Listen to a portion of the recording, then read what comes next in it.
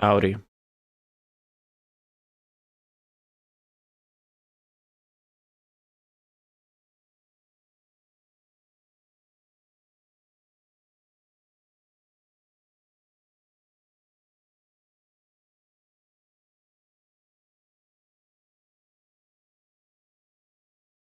Hello, everybody. Hi, everybody. Hi, Dr. Nick.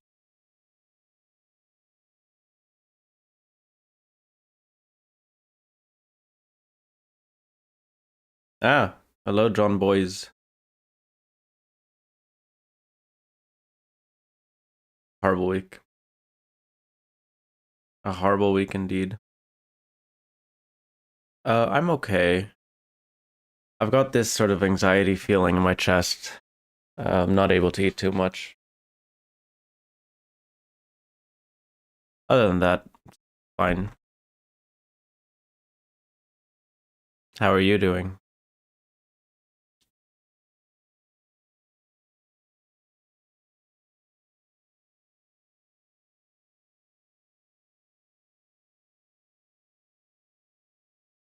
Hello, Sofiaziente, and welcome to the Members Club.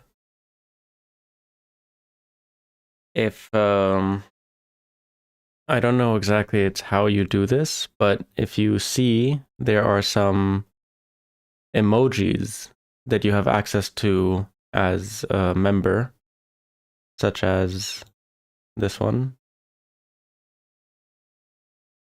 Not very clear what that is it? But yes, this is one of few perks that you get at the moment as a member of this YouTube channel. I might try to make better ones. Here's another one of Chow. If you're on Sofiaziente, you can test them out. How do I remove this?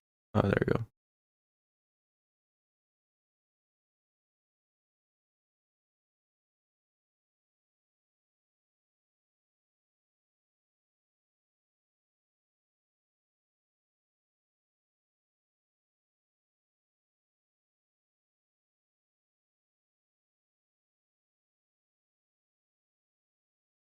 I need to make a better one.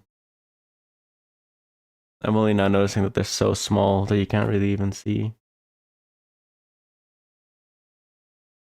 But cute, no?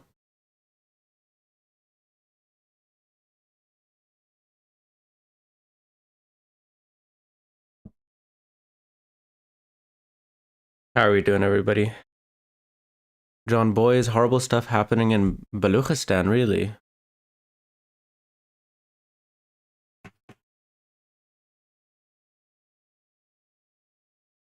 Yeah, the things need to be a bit larger. I can't control that.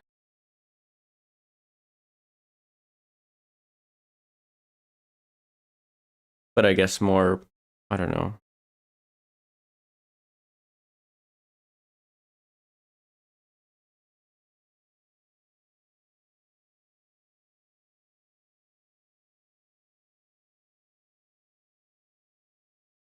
Has anyone listened to my latest episode? Where I talk about what's probably going to be what is going to be my next video essay.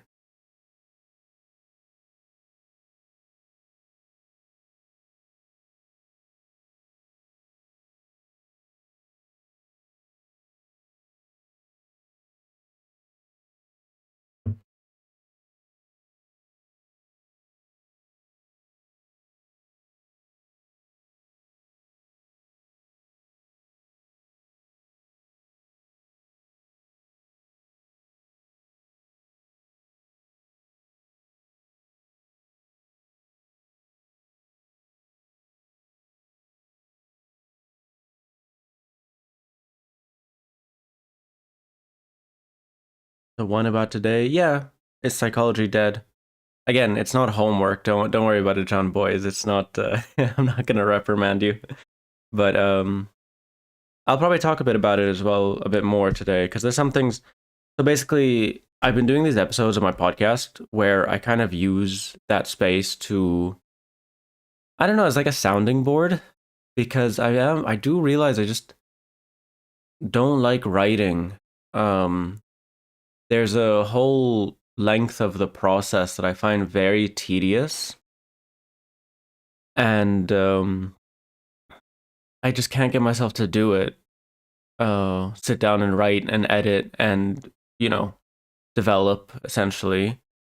But basically, I just talked about the stuff that I'm sort of thinking about for the next video essay, and yeah, I'll probably talk a bit more about it here today. Um, Around therapy, psychology, why it's kind of like completely unequipped for things happening today. Not just people who are like straight up, I mean, first and foremost for people who are straight up experiencing like the intensity of like authoritarianism, fascism, imperialism, violence, and the like. But also just more generally, the world is fucking on fire. You know, you go to a therapist and again, mostly CBT, and it's like good for okay, being able to like cope. But this is a situation that we should not cope with. That I don't think is actually copable. Um, in general, though, yeah, John Boys, I need some therapy right now. In general, and I will say this in the essay, like all talk therapy, I think is by and large good insofar as we need to talk. And like regardless of the therapist's focus or specialty or like the background of whatever, talking is helpful. It is very expensive. That's one of the shittiest thing about it. Ugh.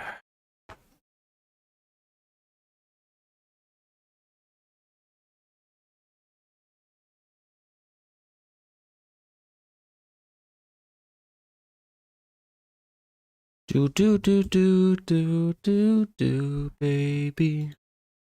Don't say me no.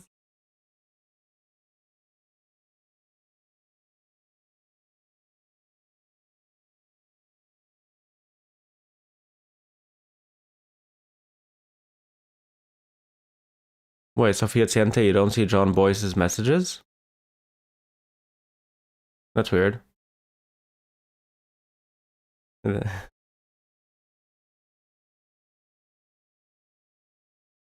Strange.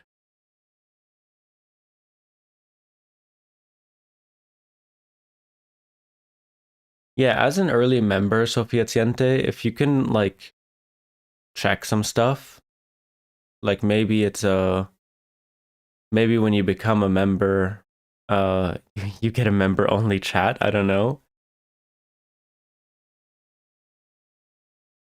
John Boy says maybe switch the live chat to top chat or vice versa. I have no idea. This is all front end stuff. I don't know.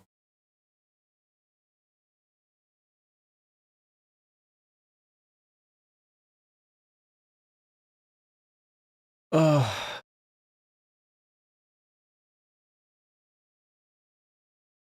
that's really weird. If anyone else is in the chat, write a few messages so Sophia Ciente can see.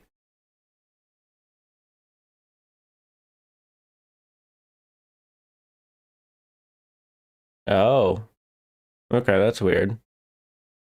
Very weird.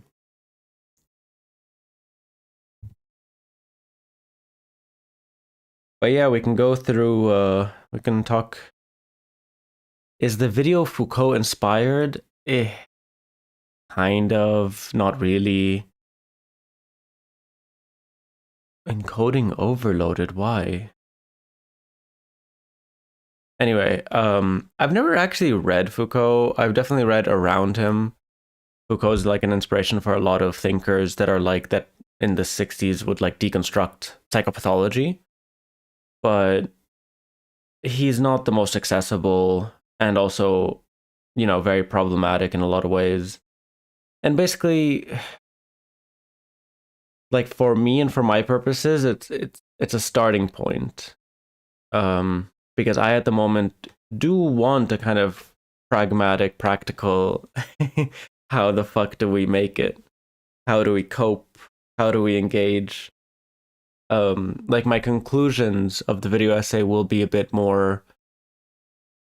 I think I came up with something which is like Marx inspired.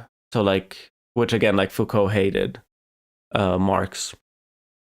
But that like one of Marx's most like famous quotes, and like kind of really sets what set him apart like fundamentally is that, you know, hitherto philosophers have only, you know, tried to understand the world, but our goal is to change it.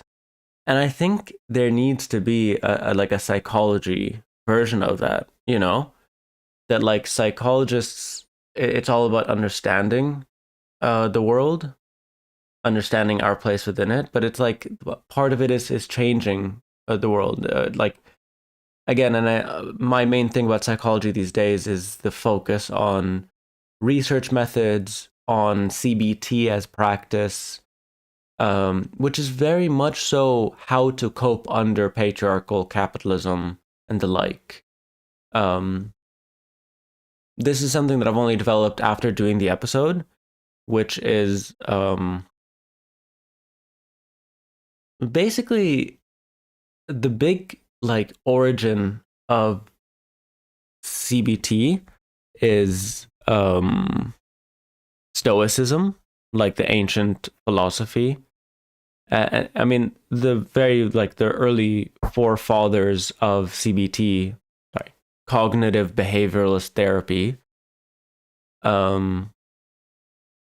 They said as much. They said that the like their origins is Stoicism. Got a lot of problems with Stoicism, but the core thing is that the Stoics were like, there's a lot of stuff in our lives that we can't control. There's a lot of stuff in the human experience that we can't control. And so we have to just accept it and control our own reaction to it. For the Stoics, like the main thing was death. The main thing was mortality, was the fact that we're all going to die, that we're thrown into this world, and then, you know, this kind of like basic existential dilemma that is the human experience. And it's true, we can't fight mortality. We can't fight that. That is an inevitability. And so then it's this weird thing where then that concept is applied in CBT, but the things that are described as out of our control is capitalism and patriarchy and, you know, society writ large or whatever. And these are things that, no, they are in our control. Like, not as though there's a switch we can just like flip and like poof, no more capitalism. But it's not like, you know, mortality, like death.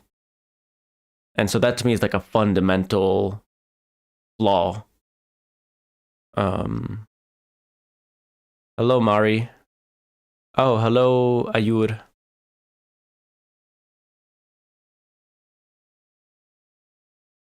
Anarcho-Marxist. Yeah, I mean, anarchism as a European tradition, for instance, it's very inspired by Marx. I mean, like, because in terms of like how to read history, I think Marxism is very important. Or at least that sort of like strand. Yeah, I don't see that big of a split, to be honest with you. I think there's more of a split between like tactics, um, with Marxism and the like. Although I will be honest, anyone who describes themselves as a Marxist, it's kind of a red flag for me. It's a major red flag. Not just that I'd be like in disagreement politically or whatever, but some of the most obnoxious people I've ever met.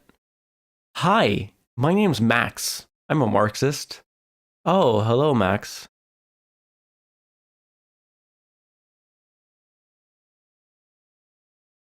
Mari says, I'm still writing my essay comment about the episode, but I wanted to say something here so that the rest sounds nicer after. Okay.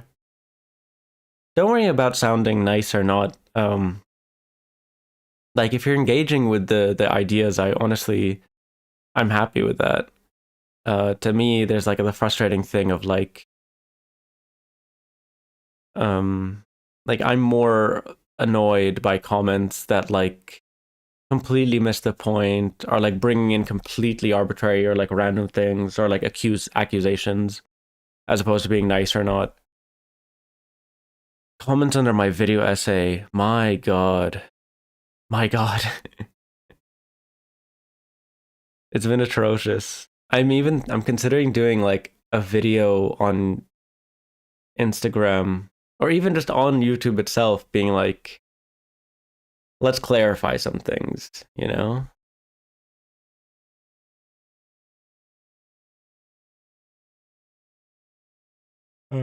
Like almost like a post video. Even though there's going to be an episode of The Fire of These Times coming out soon about like where I talk a lot more.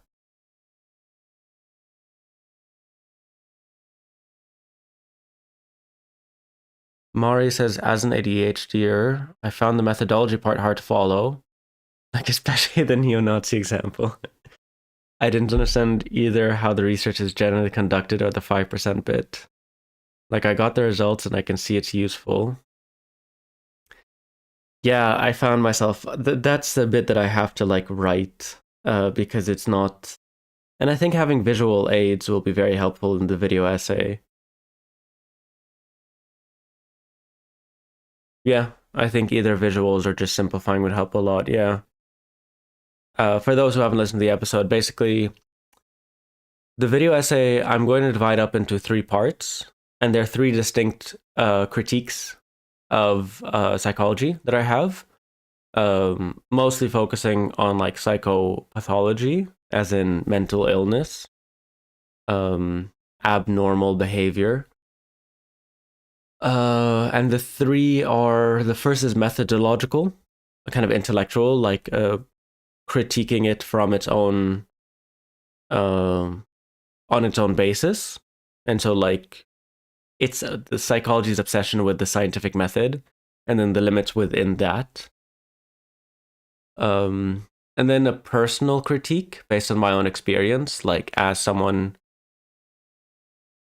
who's been to therapy a lot, who deals with a lot of these things, who is very much so whatever.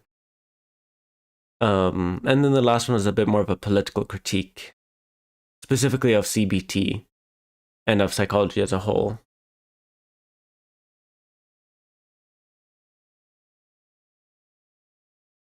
But yeah, I get the 5% is not too super clear. Let's see actually if there are any. I can just pull something up very quickly on like Firefox. Scientific method significance.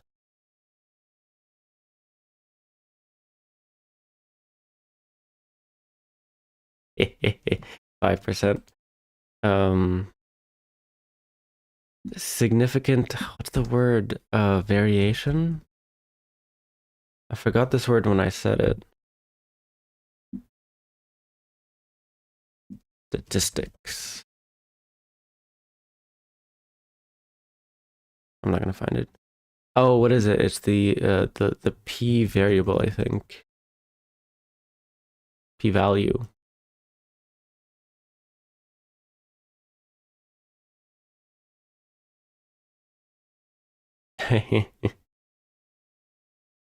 No. Okay, I'm gonna have to do much more research and find very good, but quite genuinely, I like straight up dropped out of psychology. I was doing an undergraduate. I dropped out after I, like halfway through a course on statistics. I had other things. I mean, I was already kind of like burnt out from psychology and like looking more into getting into writing and like screenwriting specifically. But yeah, so it's not easy. It's not simple by any measure. but it's also so abstract. It's also so like when you get into psychology and you think you're doing something about human behavior, and then you get stuck in all these like algorithms and statistics and different statistical like methods, you start to think like, wait, what the fuck am I doing? And I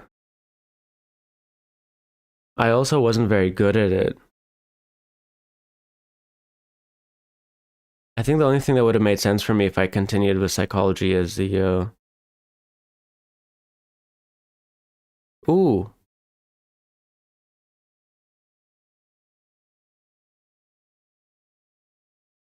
no, that's not going to be helpful. Yeah, well, the video essay will definitely have visuals that'll make this a bit clearer, and I'll like structure it in a way. So I use the neo-Nazi example as like a funny experimental setting. Um, but I might use something a bit more boring, but a bit more coherent.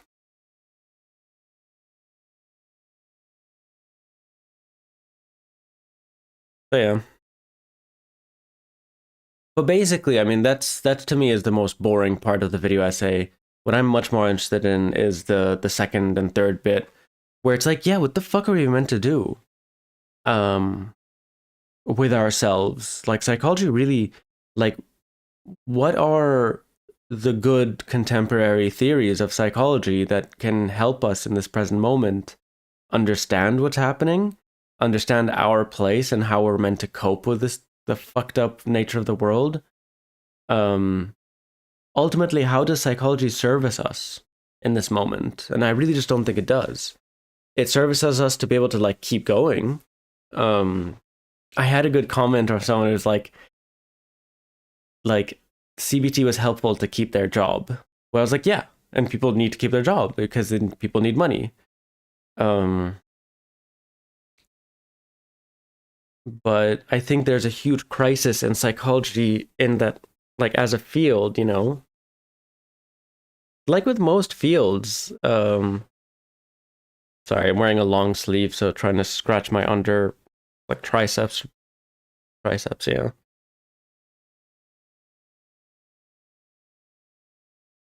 Ha, Mari, yeah, the insider info. There is a bit of that where it's like, and I always like those articles, or I mean, I used to. I haven't read anything like that in a while. Like, I studied psychology, so you don't have to, like, I'm pulling out that kind of like within the thing, it's fucked.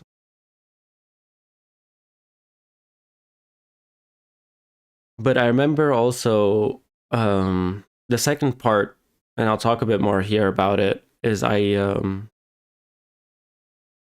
did a lot of therapy after the port explosion in Lebanon. I was in Beirut at the time. I survived it. Um, and specifically, I did a very interesting um, method of therapy. I don't know if people have heard of EMDR, eye movement desensitization response or something. Have people heard of this? Heard about this? Seen this?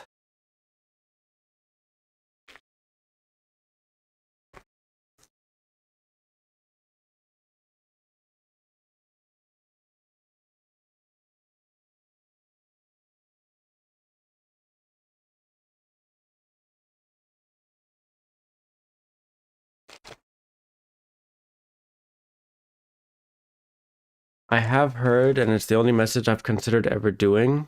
Not done yet though. So it's interesting. Did it work? My therapist wants to do that with me. I've heard of this, never understood it well enough though. So it is interesting. It does fit in within the category of like like CBT, insofar as it's dealing with you, and it's kind of a brain hack kind of thing. You know what I mean? Like you have some faulty cognition, and so this is a way to kind of get into it immediately. And so for those that don't know, basically, um, it is an evidence-based, and again, my whole thing about that term is that it makes it sound like it gives it authority, like it works because it's evidence-based, but a lot of the evidence is kind of bullshit. But regardless, the point is that it's based on a certain research and whatever.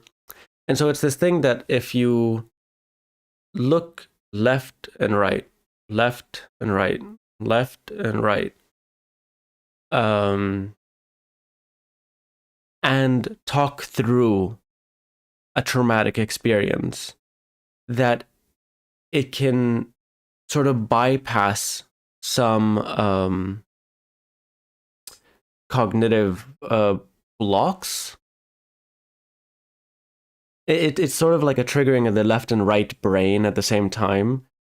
Okay, so basically, I'll give you the example in my experience. When the explosion happened, I was in my kitchen with a friend of mine, and there was a window that was like just facing that side of Beirut where the explosion came from. And it was horrible and traumatic. Like it was like one of the most like explicit traumas, you know? For months afterwards, I could not think of that moment without like getting shivers and going into a bit of a panic mode. I couldn't process it, right? I couldn't even think of it. And every time I did, you know, I would jump immediately to, oh my God, I was so close to dying or something. And so what I did with this therapist is that slowly we established certain like safe measures. We established like a safe zone if things get too tough where I can like retreat back to mentally. And eventually, after like 4 or 5 sessions, we started doing this thing. And it was funny, it was online, but there was like a ball. And I would just like follow the ball with my eyes, or like I wouldn't turn my head. It was just left, right, left, right, left, right. And she would ask me questions about that moment, about the explosion, about me standing in the kitchen, about the sound, the feeling of it, the fear, the feeling in my heart.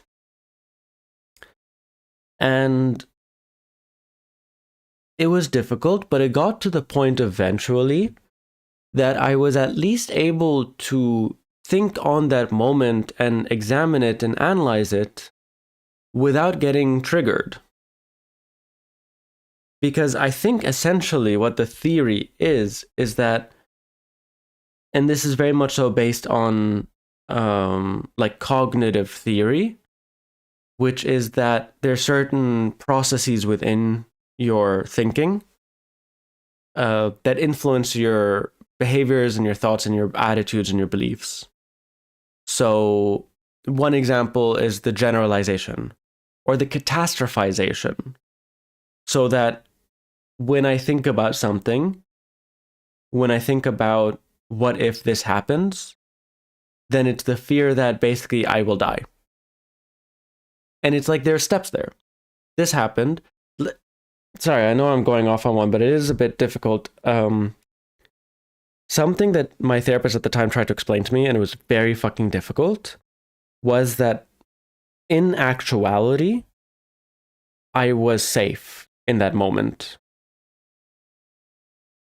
That my body's response was not connected to the facts, which I still can't accept, and I don't know if I fully agree, but this is part of the belief, right? That like technically I was safe. I was at home. I was far away from the explosion.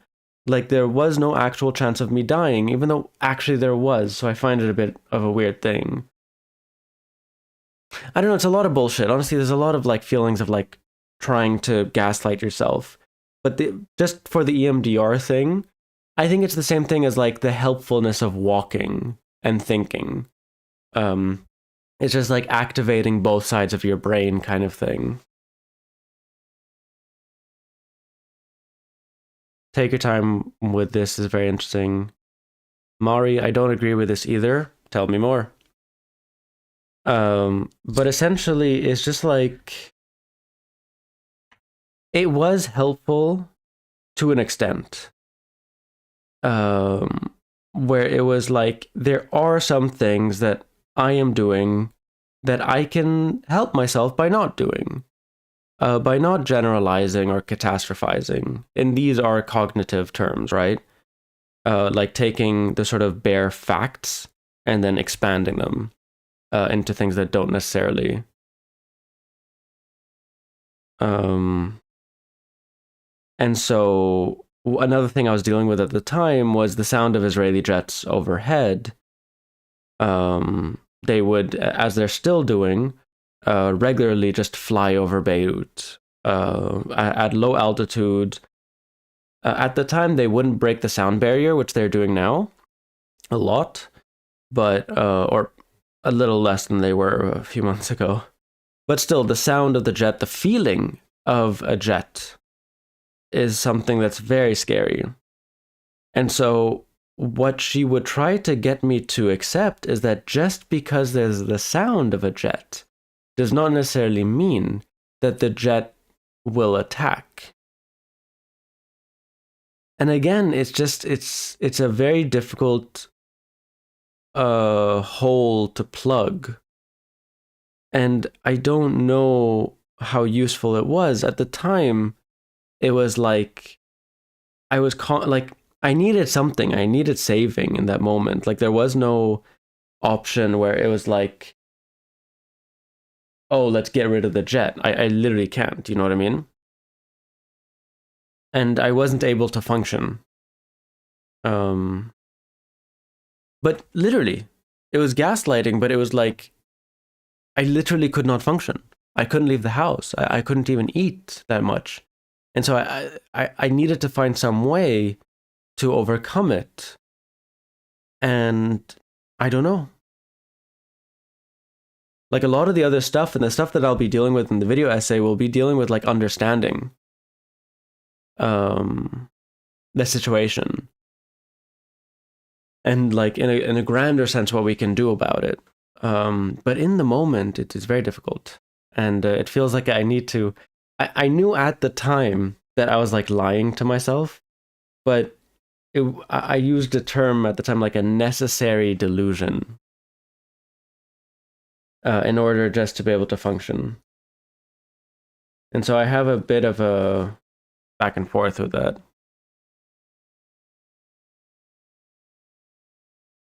Sophia Ciente says, my therapist wants to do around my childhood traumas. I'm afraid of it. Yeah. Yeah. It can be scary. Hello, Liberation. Let me just roll this cigarette.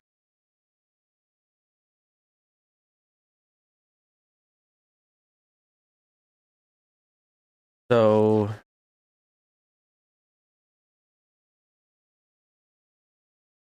oof, I don't know if I trust the therapist. That's a big one. This therapist, I really liked her, even though, like, again, the whole method, the whole background, I find a bit sus and whatever. But she was very much so my mother's friend. I only discovered within the therapy that she actually was my mother's friend, but she just had the vibe of my mother's friend. Like, we would literally end the call with her telling me, Yalla habibi, yalla, see you next week, you know? Sallim al mama. Like, it's just like, um,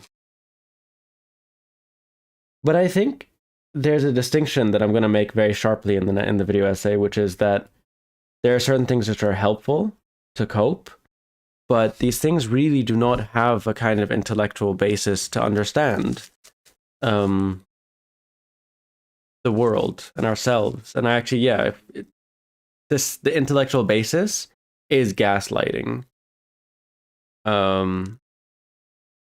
Like if our problem is just cognition, no, fuck that, you know? And it's like, no, it's not.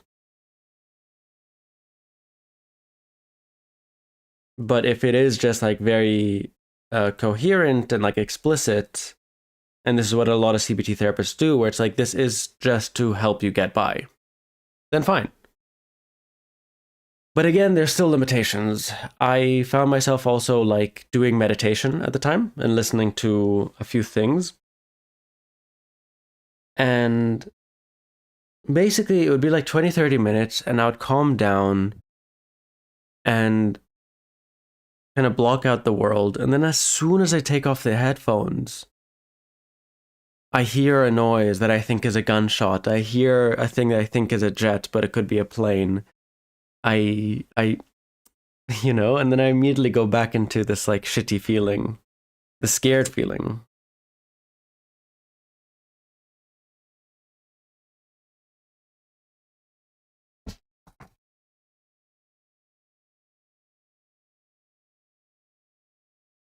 So there are a lot of limits, even as practice, that I have experienced with psychotherapy,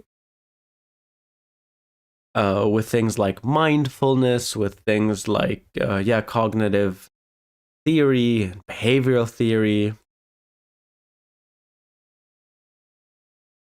It's like, yeah, they give you life hacks or brain hacks, but is that what we need? I just don't think so.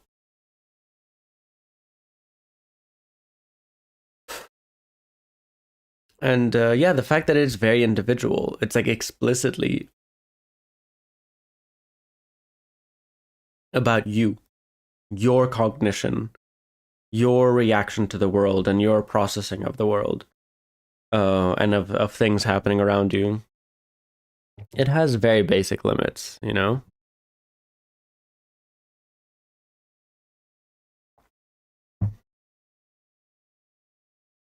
Hi, Anthony. No, I'm just talking about my latest podcast episode that's going to be basically the topic of the next video essay. And so this is the second part. The third part, politically, I have a few examples, but I actually want to get more from other people.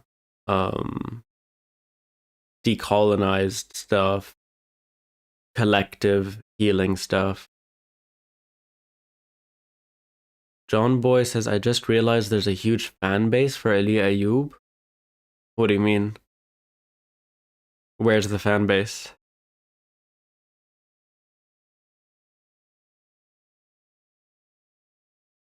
He does have a lot. I mean, on whenever any of the social medias he's on, he instantly gets a lot of people because, he writes in a very sort of unique way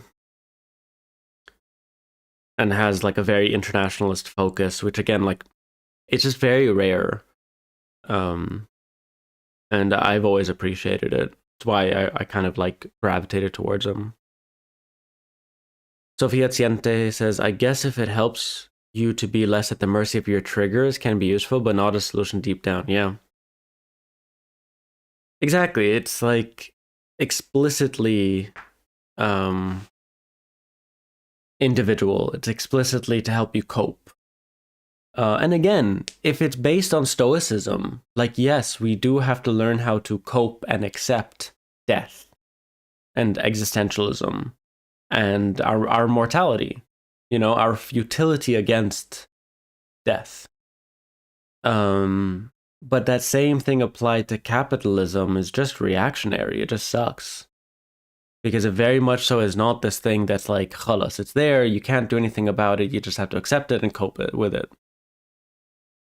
And so, again, this is the whole thing that I want to say of like psychology, the task at the moment is to change, not just to accept or to study. Liberation asks, have you read Lacan or Freud? I've read a lot of Freud. I like Freud. Freud's fun. I do want to read Civilization and Its Discontents. I think that's possibly the most interesting thing as pertaining to this issue. But Freud is kind of the basis for a lot of the stuff. I haven't read Lacan. I know a lot of people who read Lacan. I don't have time for Lacan. Not in this lifetime. I have a lot of friends who are into Lacan. It's like a thing that I just... It's so big in like leftist feminist circles in Lebanon. And I don't know why. Like the amount that I've heard of people like talking about Lacan, I'm kind of astonished that I still don't. I haven't seen anything that's like, oh, that's interesting, that's useful.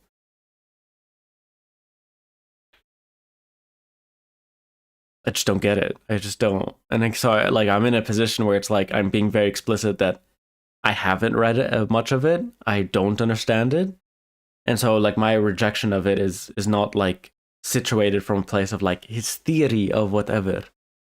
I've heard like, for instance, I mean like Zizek, or like Mark Fisher use Lacan.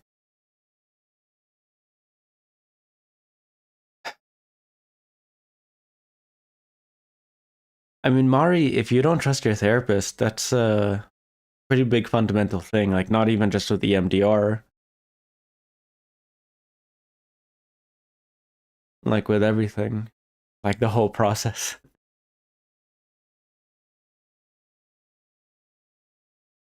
Gonna take a small break here just to say that I've got this Kofi as a tip jar. If anyone wants to tip me for the podcast work, the video essay work, this live stream. Also, you can become a member of this YouTube channel, which you get access to some cute emojis that I've made. But also, I'm gonna do some what do you call it? Subscriber, like member only content. One thing I'm gonna do is show people this book that a lot of people have been asking about.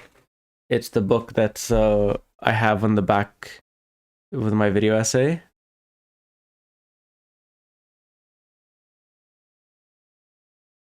Isn't that great? There's so many things to unpack about this book, like not as the Communist Manifesto, but this print. Like it's just called Manifesto, you know, and then this like animorphs Marx. But also, isn't the manifesto written by Marx and Engels? Like, why is it just Karl Marx? And this is it in the back.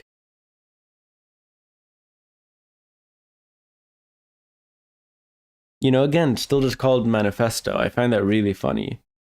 And this is actually published by a used bookstore in Beirut, which I find very fucking funny.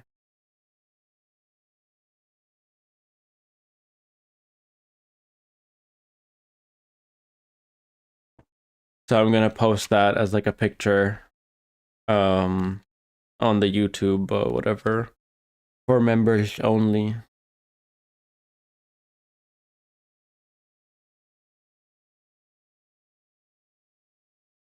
Oh, hold on. Ooh, it's got appendices.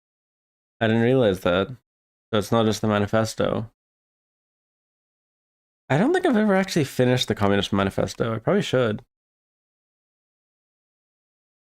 Let us now talk. Let us now take wage labor. Yeah. It's cute, isn't it?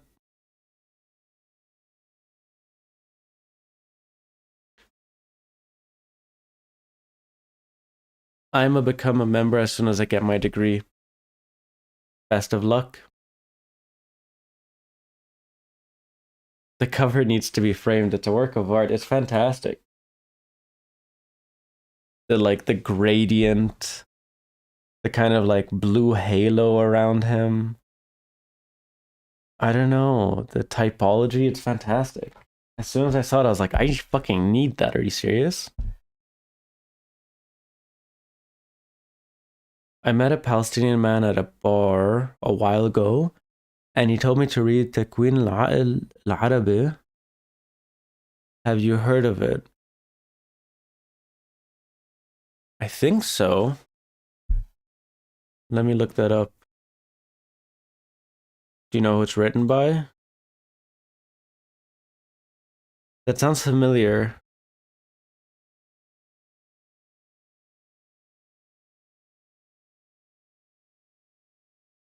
تكوين العقل العربي.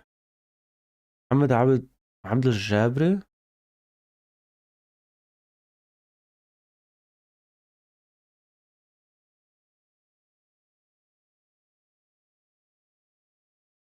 No, I mean I haven't read it for sure. Muhammad Abdul Jabri. Even oh, he's Moroccan. Ooh. Oh, yikes. Oh, it feels like it. Yeah, it's fine. I keep getting shown things and I'm like, damn it, I should have read that before the video essay. Oh, very sorry about that. Kicked the tripod by accident.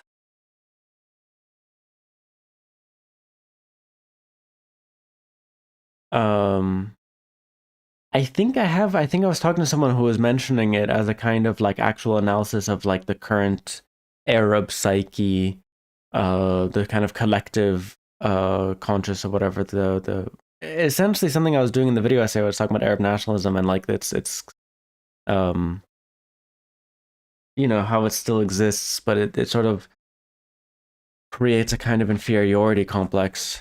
I think, which I didn't delve into much because that's very deep, and don't feel ready to make that argument. But I definitely see a lot of inferiority complex with certain people, especially with the kind of like platforming of very fucking problematic white Christian whatevers, like racists, because they say a good thing about Palestine. Um, to me, that's like a deep inferiority complex, you know? Like we believe in ourselves so little that it's like, see, even a white guy agrees, even though he's a fucking asshole.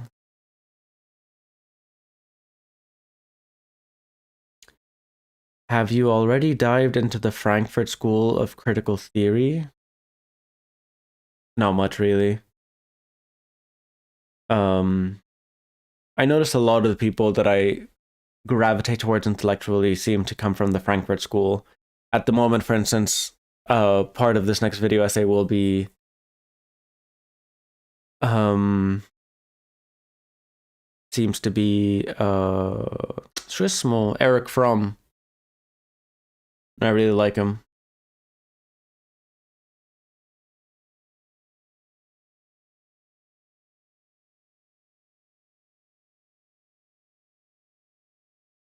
Eric Fromm, I mean, also this like combination of Marxism and psychoanalysis, I just find very fucking interesting. Um, and I really like. I actually realize I really just don't read that much these days. I really need to get back into it, but also I just don't. I don't know. I have very little energy or capacity for stuff. But yeah, it's gonna be in my research, a bit limited.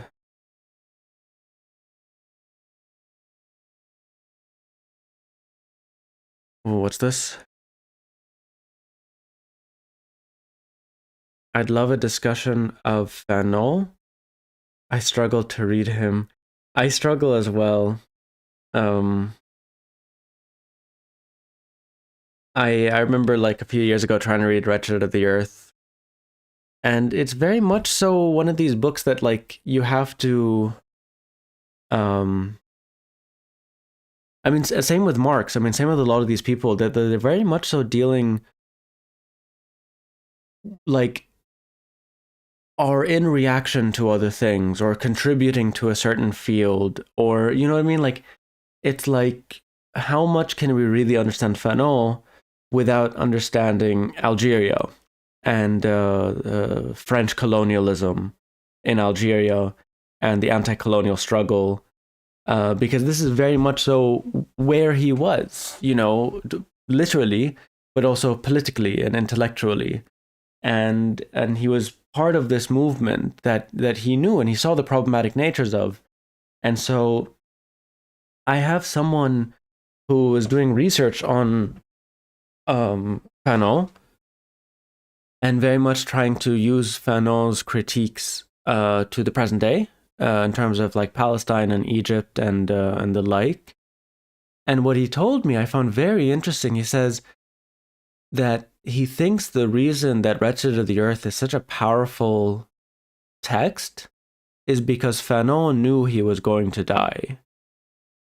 That he was part of a movement that, like, he knew would reject him.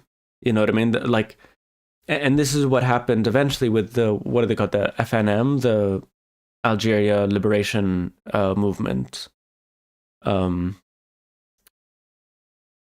And so it's very difficult just to like pick up a Fanon book, you know what I mean? In the same way that you can pick up, let's say, someone like George Orwell, wherein he builds a certain narrative, he builds a certain whatever, and it just feels very accessible. But Fanon is very deep and is very much so rooted within certain discourses and tendencies and political realities. And people say this about Marx, for instance, that you can't really understand Marx unless you've read Hegel. And it's like, I am never going to fucking read Hegel.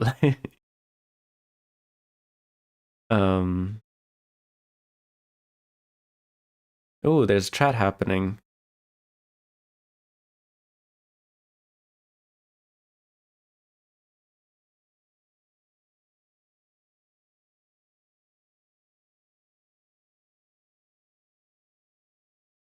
That's the one I tried reading.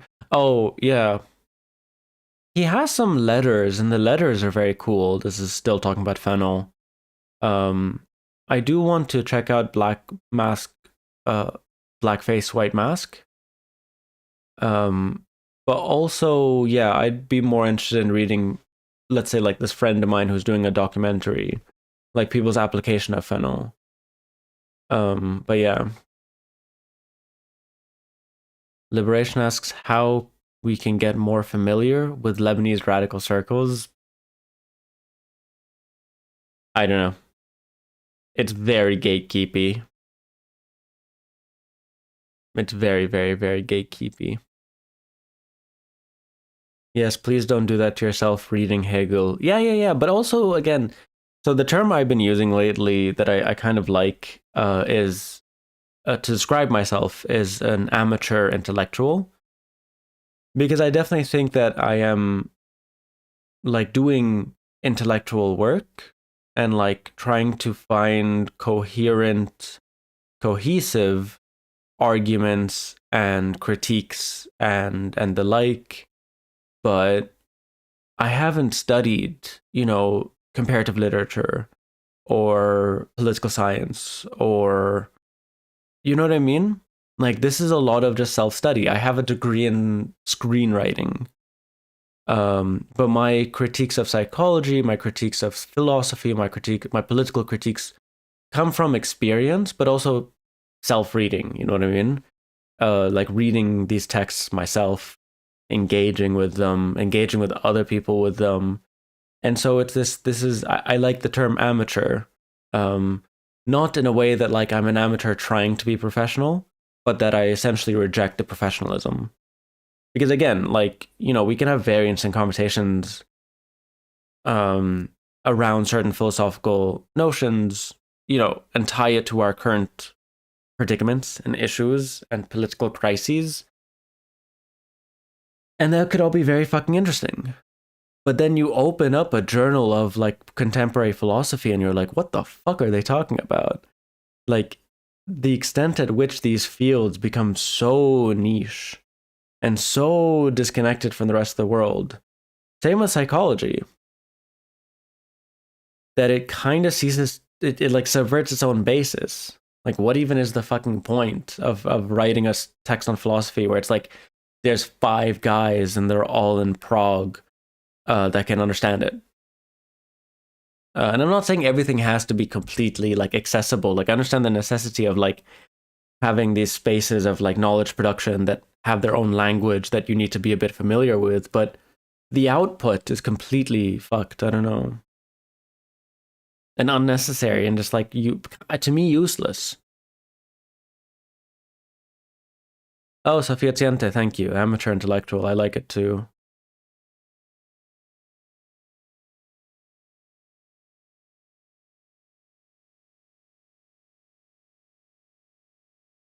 Oh, that's cool. I got a notification that my phone, which I'm using as the camera, is 20% battery remaining. That's fine. I'll keep that for now. What's the movie you're talking about in the chat about Fanon's life?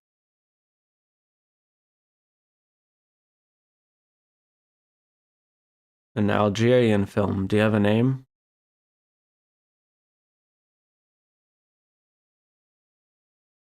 Because actually, I could screen it.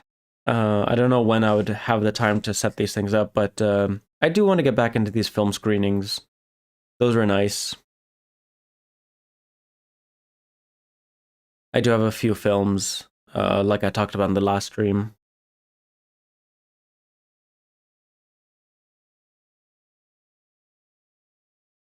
It has a long name. Okay. Film about. Oh, damn it! I'm still in Arabic. Uh, Film about Fanon.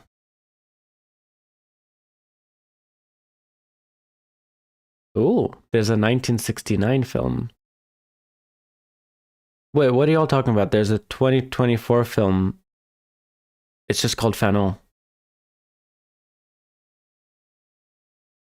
Is this what you're talking about? Why does it do this? I don't understand. Do I have to check every time?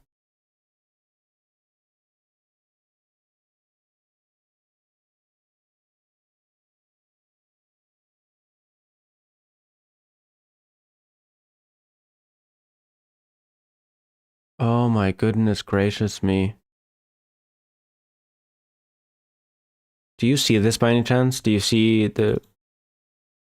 God, this is such a buggy application.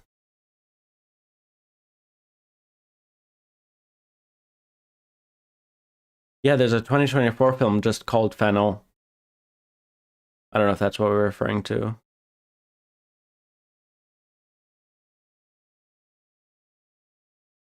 Oh, there you go.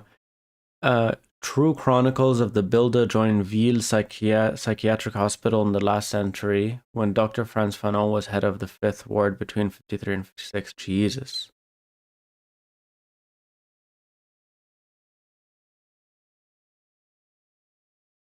But yeah, I remember reading an essay, like a letter he wrote to when he dropped out of the psychiatric department. That was a fucking cool letter. Um, but yeah, again, it's like kind of thing that you like. I would read a bit of the Wretched of the Earth, and I'd be like, okay, that's cool. I get it. I think I get it. But then if it's someone who's like a lot more involved with this type of discourse, with this type of literature, and this type of politics, would be like, don't you see? He's reestablishing the very understanding of our roles in society and the revolution. And I'd be like, oh, I didn't get that. Where does he say that? You know what I mean? Which I think I have a tendency, or like I can do that a bit with cinema, right? Like I do have I'm a privy enough, or like inside enough with film that, or like, do you remember? I don't know how old people are here, or like what kind of shows you were watching growing up, but like there was so many references in Looney Tunes that I had no idea as a kid, right? Like obviously. And it's only then growing older that I realized like, oh, they're portraying an actor, an actor from the 30s or something. Or that's a famous singer, or that's a line, or that's referencing the Cuban Missile Crisis or something. And so there's no way to know, that second level of the joke without knowing that thing. And so it's sort of that same thing with Fanon, you know what I mean? Like it's like he can write a sentence that to me is just like, okay. But then it's like, oh, but he's clearly, for people that know, referencing this other philosopher And by saying it this way, honestly, I actually think I did that a lot in my own video essay. I think there's a lot in the video essay that it isn't clear that what I'm saying is kind of new, or like I have not, this is my analysis, I have not seen this analysis elsewhere, or that I am implicitly referencing certain people or certain tendencies. And the reason I did this is A, because I don't want to get into certain fights, but also, I don't know. Sometimes I really hate this thing of for example, I'll give you a good example, like describing mutual aid by saying what it's not. You know? Mutual aid is not charity. Mutual aid is not this or that. But also something like what liberation looks like, or you know what I mean? It's not this. It's not oppression. It's not exploitation. And in a bigger sense, this kind of like, I'm an anti-authoritarian, which I think is a useful term, but it's also just like, what are you? And that's always a much harder question to answer. And so basically, I didn't want to do the video essay too much on like, here is what the discourse is, even though actually that is a large part of the video essay. But especially when I start talking about the Assad regime, I'm very tired of doing this thing of being like, this is how a lot of people see that regime. This is how it actually is. Because I think there's something very dangerous in that. A lot of the comments I've been getting on the video essay are kind of like, stop watching CNN or something. And it's like, they can't understand that I don't watch CNN. They can't understand that, as in they're doing this thing where it's like they basically only watch CNN and their few radical sources. And so they can only understand the radical sources in opposition to CNN. You know what I mean? Like things that are anti-hegemony are not always counter-hegemonic, if you understand what I mean. Like, I think sometimes when your understandings of things are based in opposition to the mainstream, let's say to like Trump, to white supremacy, to patriarchy, it's limiting, but it's also just sometimes it can be very problematic.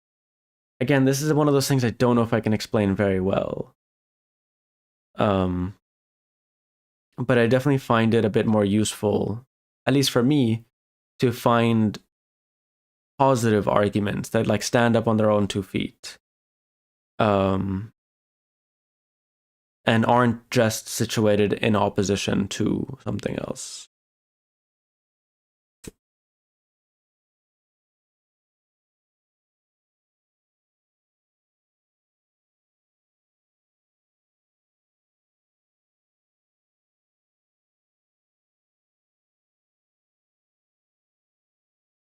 Mari says, I think those people should write or record these things as essay 2. Who are those people?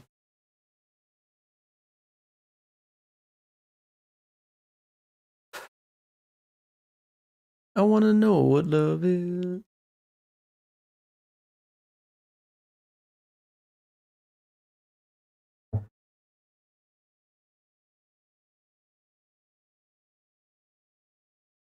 My above comment refers to a detailed analysis of other people's work, as I personally find those more accessible than the work themselves. Yeah. I mean, again, so that's what I think that is what the path was intellectually, and then it just got really too deep. I was reading a critique of Edward Said, and the critique was it was Mehdi Amil. Like the kind of critique was that that we've gone to this point now that when we discuss somebody, a writer, you know, we're discussing their critique of this person, which is a critique of this person, which is a critique of this person, which is a critique of Orientalism. And so it's gone to this point now that, yeah, you have to have like 5 levels of like connection. And it's just like, I'm not going to read. Like, even me, you know what I mean?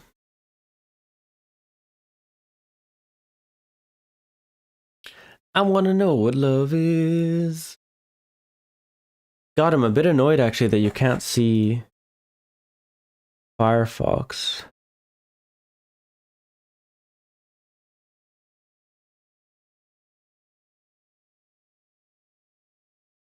I might have to figure out how to like refresh this without losing the stream. Yeah, facepalm. Oh, that's a good one. But can people see what that emoji is? Like, it just looks like color. I don't know if it's just my eyesight. I might have to make it like much bigger. We can see the cursor, yeah. I can see the cursor, but yeah, I don't know. I had to like refresh this thing that I'm using. It's really small, yeah. I'm wondering what I can do to make it, to use those same images, but make it more visible. Like, I really have to like zoom in and think about, oh, it's a cat. Cat. Cat. Sorry, I don't know why I just peaked.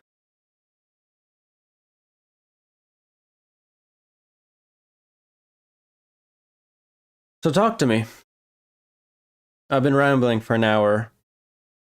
What do y'all want to talk about?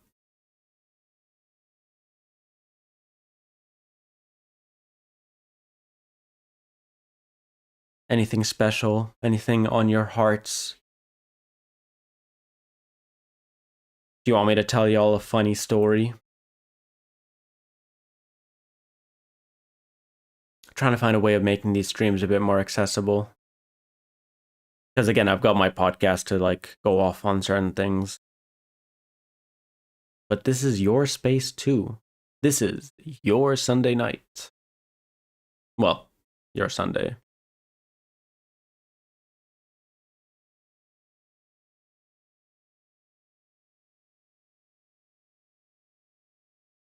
I want to know what love is.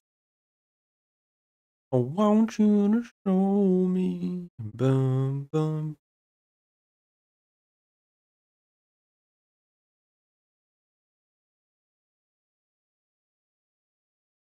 I want to feel what love is.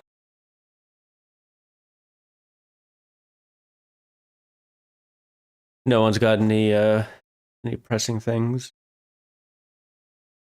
I'm thinking actually of doing an episode with a person I know who's from Swaido, which is this Druze village in the south of Syria.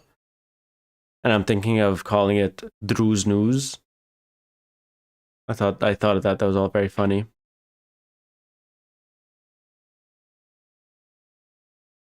Oh, fun fact actually that I can share with y'all because it's a cute little community.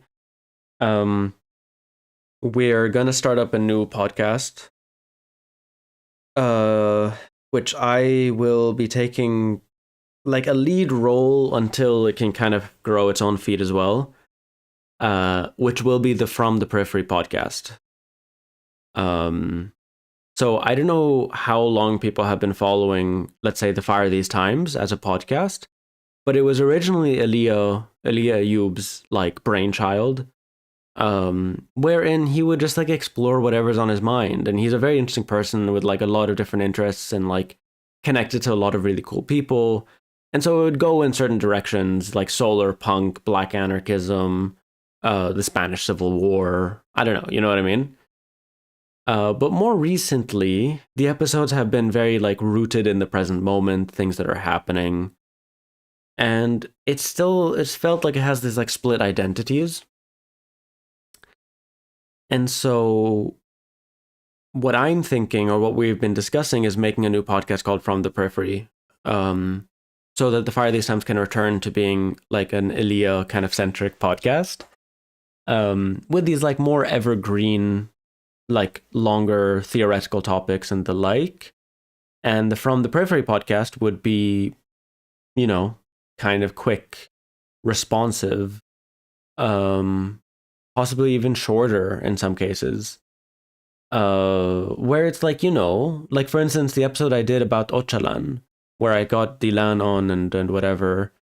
And it would also be a bit more, I guess, let's call it inclusive. So I don't know if people are like, hey, there's this thing happening. Are you guys going to do an episode about it? And we look into it and we're like, fuck, we should. And we have the resources, boof, we bump out an episode like in a day or two. Or like shit's happening in Turkey. Turkey, sorry. I don't like calling Turkey in English. Only because it's one of those things that like it's I'm at that age now where it's like I've done something for so long. You know what I mean? Like I'm sure a lot of people have this like Yugoslavia, um, or like Czechoslovakia or something. You know what I mean? Where it's like I've been saying Turkey for so long, and also I don't know. I do think a big part of it was like people keep making jokes about Turkey being Turkey, and you know what I mean, like the food or the animal. Sorry, the animal. Fuck. Um, but it's kind of funny because Turkey is much closer to how it is in Arabic. Um, but in that same way, when I'm talking only in English, I don't want to. Sometimes there's some words that like it just cuts the flow of the sentence. It'd be cool to have more varied guest topics as well. Yeah, I mean, so the From the Periphery, so like, yeah, so stuff's happening in Turkey, and so it's like the mayor of Istanbul was like was arrested like 3 days ago, and so I think a lot of people have questions, are curious, or like, what is that? What does that mean? Um, and so I would push for a kind of like a responsive, like I would push for as someone who's like involved and wants to whatever. And then we can reach out a bit on our socials, like, is there anyone you would want to have on, um, that you think is like a very cool perspective or whatever, that has a cool perspective, and we could do research on that person, because there are certain, yeah, tendencies we don't want to platform, let's say. I hate how many countries have shitty colonizer names and no one knows about them, though. I mean, like all of Latin and South America, Costa Rica, the rich coast. I think Argentina, something about like silver or something. Um, but yeah.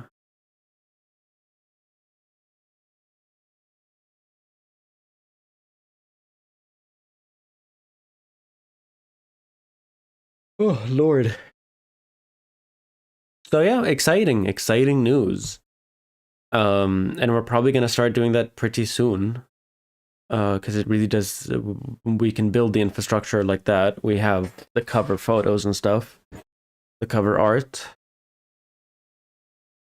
Let me bring this closer to my mouth. Hello, everybody.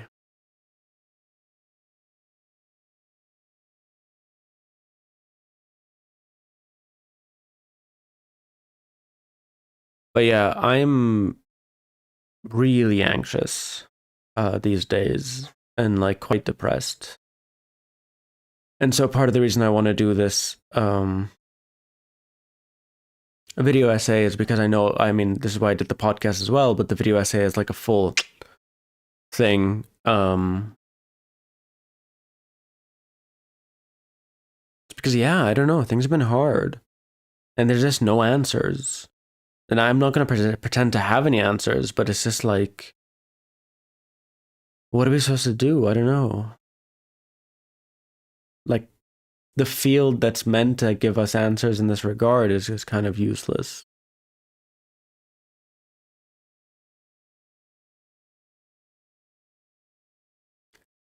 Sophia Tiente asks, would stuff like what's happening in Serbia, Georgia, Korea, Germany also fit in scope of the potential podcast? Yeah. Yeah. It's just kind of um like the things, I mean, so we definitely do not have capacity or the resources to like do everything that's big on the news, you know what I mean? Um like all the major stories, but there's definitely stuff that's like big and significant and at least within uh sort of around our regions, let's say. I mean, like, so Korea would be a bit difficult because I don't really know anybody, and also I have such little knowledge, and so it would be maybe like a bigger episode, like a more planned episode. But there's also just that thing, and so I don't want it to be trash, like as in like we're just reading an Al Jazeera article on like, oh, this happened in Korea. I have no ability to measure if this article is good or not. But let's say Turkey, um, and even if it's just like a few of us already within the collective, maybe we get one other person who's like uh, very involved in Turkish, let's say grassroots. Again, the emphasis and the difference is that we would constantly want to center voices of like activists and of specifically like, you know, and like kind of aligned with our politics activists. Um, but even if it's just us kind of like sitting for like half an hour, being like, these are the things we're reading, these are the things we're seeing. Um, I read this article or read the headlines from this article. And it's again, so it's like, what I would like to do is like have a space where it's like you can update yourself, but with a leftist perspective in an internationalist kind of global south way, because I really just don't think that exists enough. Like if there's like leftist news or whatever, it's always very Western centric, always kind of like tanky aligned, um, and never like rooted in a kind of like trying to understand the movement or the struggle rather. There's just very much like, oh, we will just talk about, you know, Erdogan and Imoglu, I don't know his name, and the CHP and the whatever. Um, but this is all very abstract, and so I don't want to talk about states only. But yeah, so it's like, again, so if we sit around and we just sort of talk about what we've been seeing, what the discourse is, what the narratives are, what people should look out for, and let's say it's like we say, oh, this is how Al Jazeera is covering it. I know that Al Jazeera's coverage of anything Turkey related is really shitty. And I think a lot of people don't know that because Al Jazeera has been very good with Palestine, is like, in terms of English speaking news, one of the best sources for the Arab world, right? In terms of who they platform, in terms of their media, in terms of their kind of integrity, in terms of the fact that they have people on the ground. Like a lot of the journalists in Gaza are Al Jazeera, right? And a lot of the ones that have been martyred. But yeah, their stuff on Turkey kind of is just very, very like pro-Turkey, pro-Turkish state, pro-Erdogan. And they use similar media tactics as things like the BBC. Yeah, Al Jazeera is so horrible about the Kurdish struggles. But that's what I mean. Like it takes this like pro-Turkish stance, and you see that in the fact that like when they describe Öcalan, the very first thing they say is like the outlawed PKK, the designated terrorist, whatever. And we see that in the New York Times or in the BBC or in all these Western media. Whenever they talk about Hamas, it's like they can't not say like the terrorist or again like the the Hamas-run Gaza Health Ministry. And so we see those same things, or like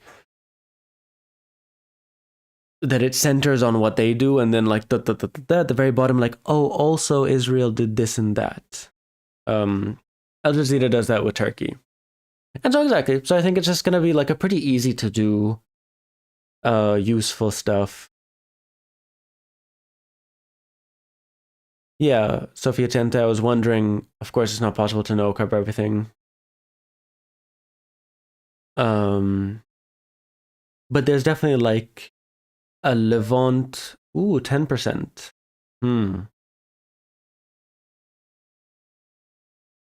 You charge the phone. Okay, 1 second. Apologies. I want to know what love is. Show me.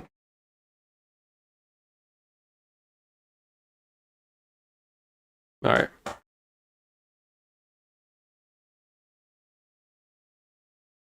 Am I back? I don't know why that just disconnected.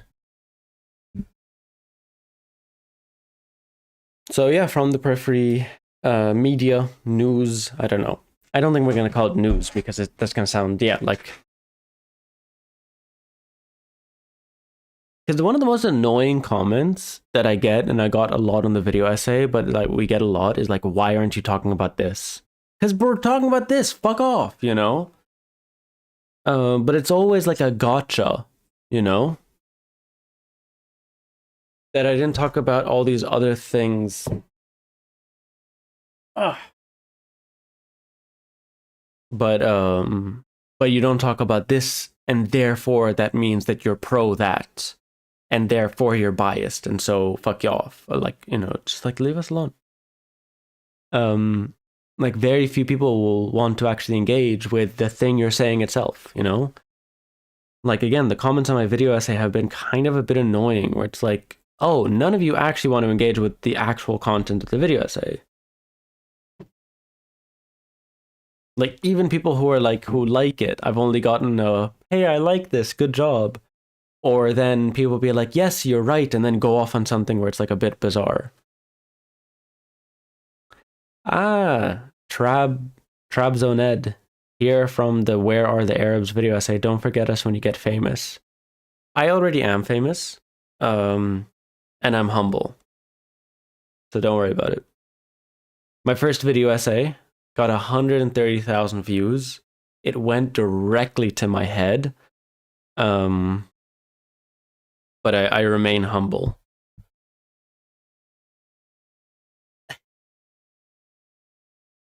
In a way. Because we're all bullshit, I don't know.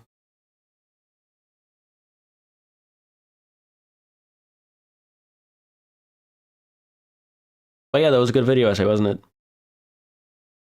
it? I get this feeling, and I know this is gonna sound a bit pretentious, which is a bit funny to follow up with that. But there's a feeling where it's just like this video essay was too good for YouTube.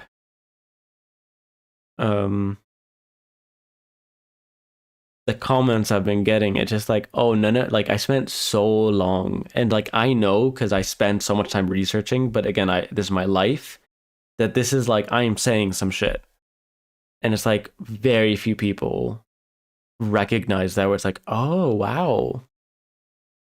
Interesting. This is actually what I find a bit funny about being a kind of a, you know, a queer Arab leftist, which is when I talk about certain things to people who aren't like Arab, who aren't whatever, from this sort of like Swana region, I think people get the impression that I'm just sharing knowledge that you may not have known of, you know, that we all know, you know? Like, so for instance, when I talk in this video, I say about Mehdi Amil, like, I know a lot of people don't know Mehdi Amil, and so when I present it, it kind of sounds like, oh, we're getting an inside scoop that like all the Lebanese know. Or like, even the way as I was talking about the Lebanese Civil War, and it's not like you don't know because you're European or American or just not Lebanese. Like, no, no, no. I'm giving you the inside scoop. Like, this is stuff that like even the Lebanese, like this is like a lot of Lebanese don't know. That, you know, in 1976, the Syrian regime that Hafiz al-Assad invaded Lebanon to defend the Kataib, to defend the Phalange, the far-right Christians.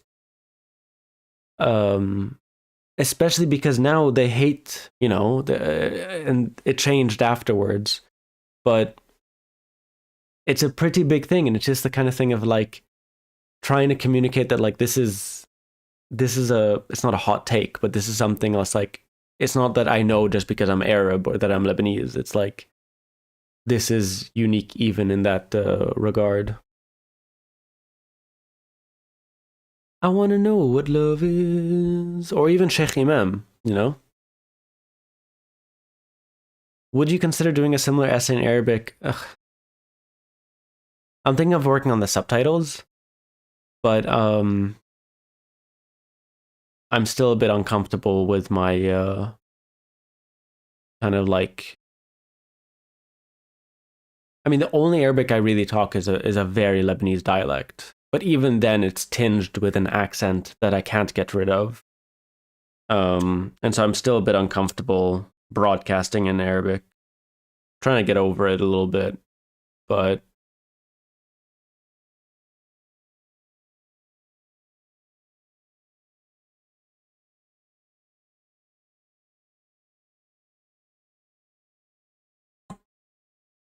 um but I do definitely understand the idea that like the video essay is much more useful in Arabic. But there's not much I can do about it. And it's like there was a while where I would have refrained from even doing the video essay because I was like, it doesn't make sense to it be in English. But now I'm like, fuck it, I'm not going to limit myself from that. But I might do Arabic subtitles. Sofia Ciente says,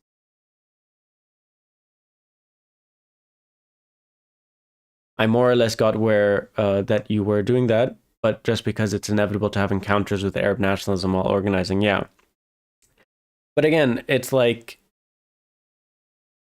sometimes I want to say like take my word for it, but I don't want to do this appeal for authority where I'm like, this is huge.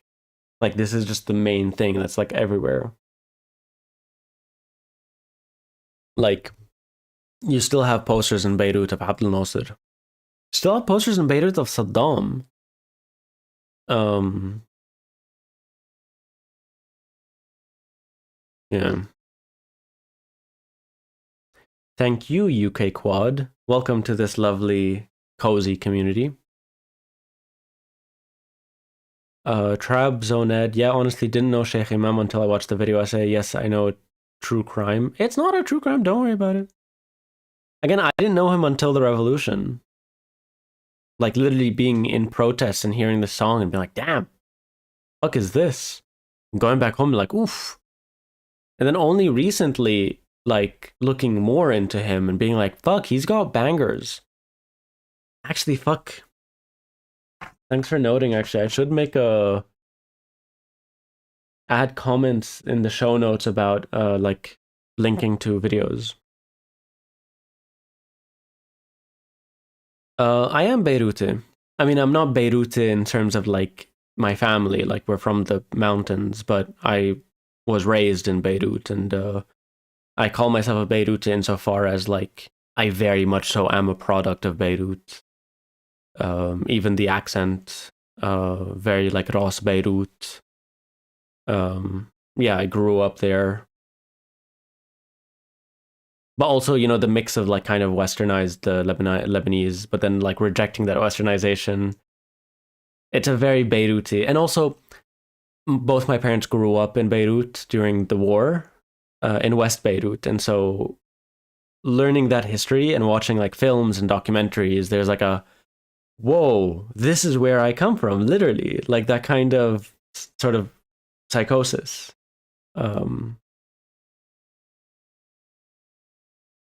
But yeah, Sheikh Imam's a fucking banger. And again, neglected.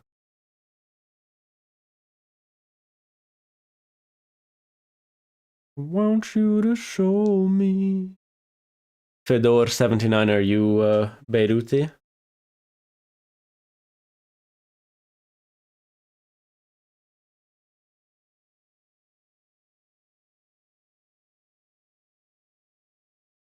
Just another shameless promo. Hello, everybody. Welcome to this YouTube channel. If you want, you can become a member for, I think, $5 a month. You get cool emojis, such as this one. I don't have a mouse. I'm going to make them better. But most importantly, you support me.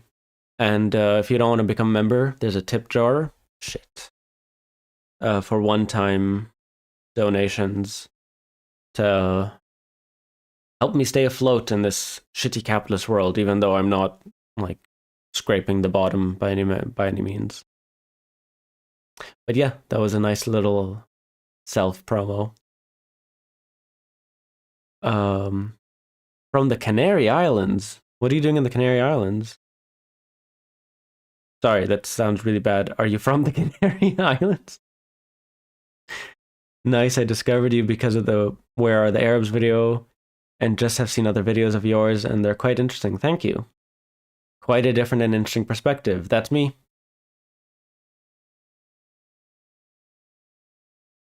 Like, very few of the things that I talk about are my own invention. But definitely like piecing together a lot of things that already exist, putting them in a package.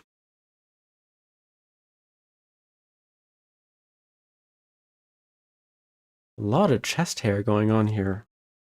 I don't like that.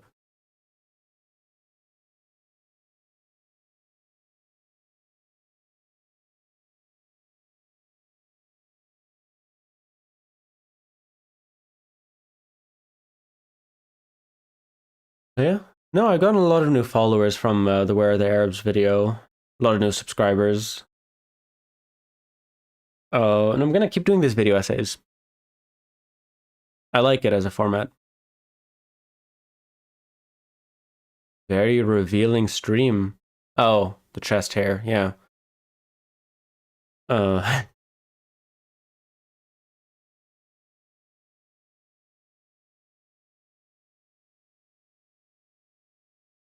don't know.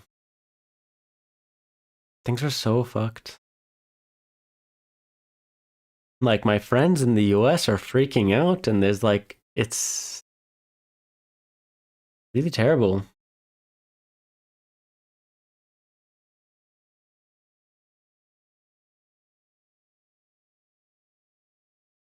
Ugh. Keep getting advertisements from the Freedom Party of Austria, kind of like far right Islamophobes. And I don't know, there's just a tendency across Europe that like, and in the US as well, where it's like all these like center left parties, center right parties, they're all just basically courting the right. You know, that's kind of what Kamala Harris did as well. And there's a historical precedent to it, and it does not work out. Because yeah, why would you go for the light version when you can have the real deal? And it's fucking scary. Because there really is not a strong opposition.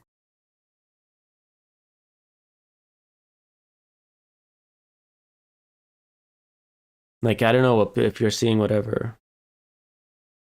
It's so horrible in the UK right now. I saw a fucking thing where, like, these rich millionaires called, it's like a group of millionaires called Millionaires and Patriotic.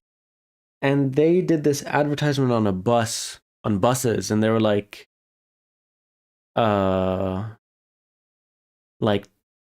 tax the rich. You know, we're millionaires, tax us. And it's crazy that the Labour Party, you know, obviously it's Labour just in name, is more to the right than Millionaires and Patriotic. because they're not doing the same thing. But again, insofar as like also these race riots that happened last year, it's not like there was a wake up moment of like, oh, there's this thing that's like developing um, that really needs to be addressed. No, no, no. It's just we'll just arrest a few people and then that's fine. There's a big schism in the party eight right now, especially when the president is wreaking havoc every day. What's the party eight? Oh, in the party right now, I guess. Which party? The Democratic Party in the US? Mari says the latest labor highlights was cutting disability benefits for over 1 million people. Fantastic. It's really, yeah, I don't know. It's really like a crisis within liberal democracies, like, again, nominally within liberal democracies. Um, in confronting essentially fascism, which is spurred on by the crisis of capitalism. And the only ways they can really deal with it is dealing with capitalism, but they're not going to. And so you see these rallies like Bernie Sanders is doing, and there's just tens of thousands of people showing up. And it's clear that there's like so much energy and like opposition. But the Democratic Party is not it at all. And I really don't understand why Bernie Sanders keeps doing this. I don't know.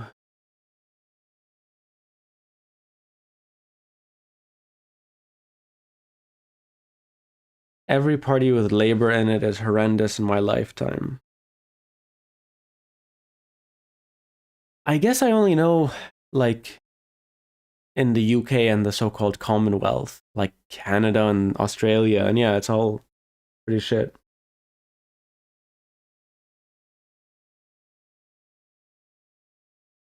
Two-party systems are so sad as well. Yeah. And we kind of see that. But I think there's the third party in every single case. YouTube is not what? This app. I'm just a teenage dirtbag baby.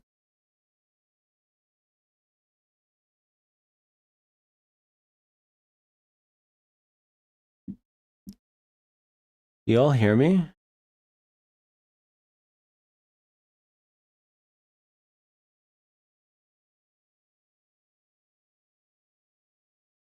Is it cutting out? What's going on?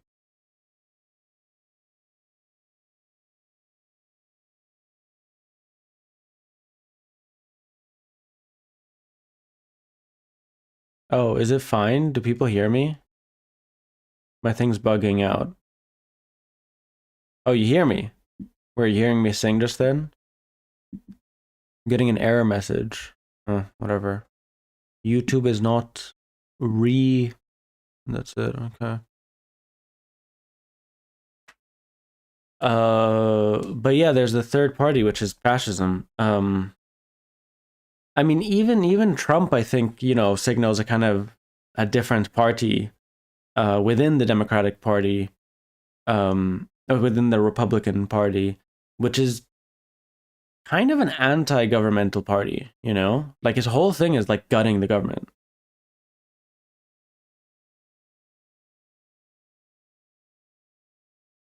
If you think two-party system is bad, come over to Lebanon and try the 10 or more party system, says Rendo.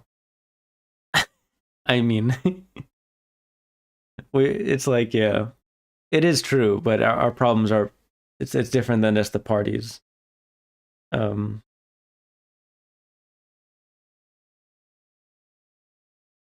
I think even back in the day, like you did have a sort of two-part split of like the sectarian and the anti-sectarian. Um, Here in Spain, the absence of a two-party system since a decade has prevented the far right from being part of the government, but we will need to cope with it at some point. I think that's kind of a similar thing in Austria. But again, we're seeing, I think people are seeing here like a general shift. Like the whole thing is shifting to the right. I see many energy focused in lesser evil voting that I wish I would be used in be used in grassroots organizing instead. Yeah. Yeah, and I think something that needs to happen is also some practical guides to grassroots organizing. Um, Guides, but also that encompass the kind of sort of strategy, like why do it? Because I think a lot of people see it as a kind of rootless effort, which I know it's not.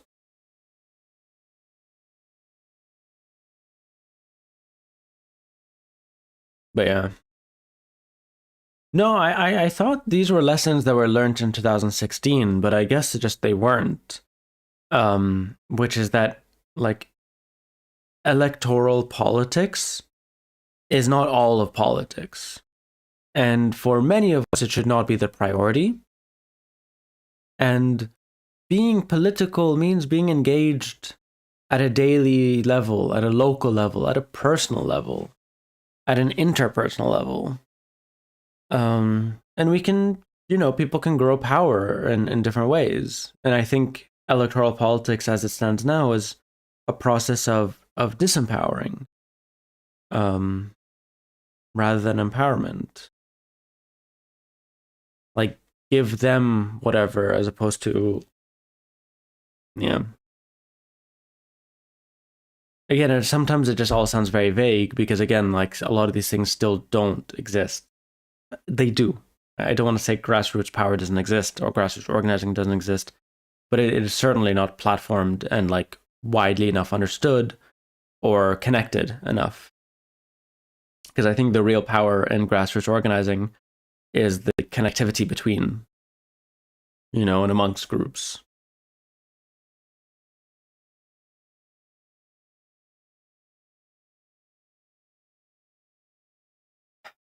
Brand PR says, "How have you been doing this week?" Pretty shit. I think the week started with clashes between the Lebanese army and the new Syrian army. And Israel has never stopped bombing Lebanon, but now is also bombing more of Syria. Um, the re-engagement of the sort of like actual bombardment and ground invasion in Gaza. Since a couple of days ago, increased aggression by Israel in Lebanon. They claim because of these like five, fire rocket like fireworks were shot from Lebanese territory.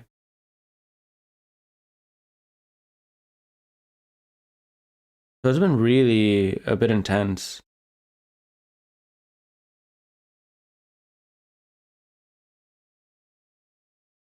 I mean, and this is just there, you know what I mean? Like, but I don't know. Like, I definitely have gotten to the point where I'm living a bit delusionally as a kind of necessity. Um, or rather, I'm a little bit numb. But I've been feeling numb for a while, but I'm trying to stay a bit in touch. It's been hard.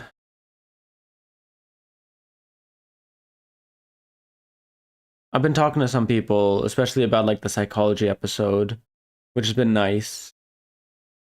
I think there's always one thing which is constantly nice, which is connecting. Again, and this is why I don't um disvalue or like negate or say like don't do therapy is because I think talking is always good. You know what I mean? And having that connection and forming a relationship like I was doing with my last therapist until she broke up with me, boo hoo. Um, it's helpful, it's nice, it's good. Yeah. But in lieu of any serious opposition and serious alternatives, it's never gonna feel like complete. I'm never gonna be able to say I'm doing okay, you know?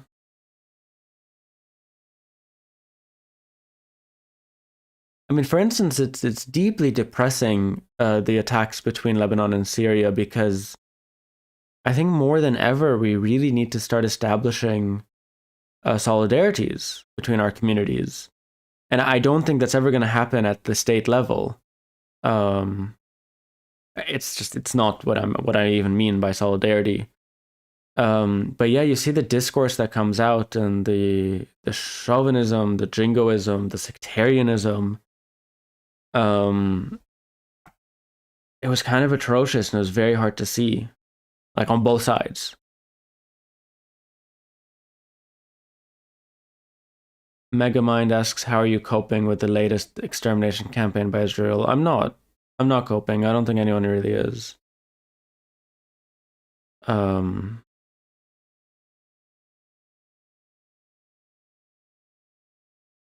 like I think this is part of the reason why I want to do this video essay because like I don't know. I even think there needs to be something that's changed in our language because it is that kind of thing of like the best we can do is cope, right? Um, and the most you can ask of someone is to cope. But I don't know.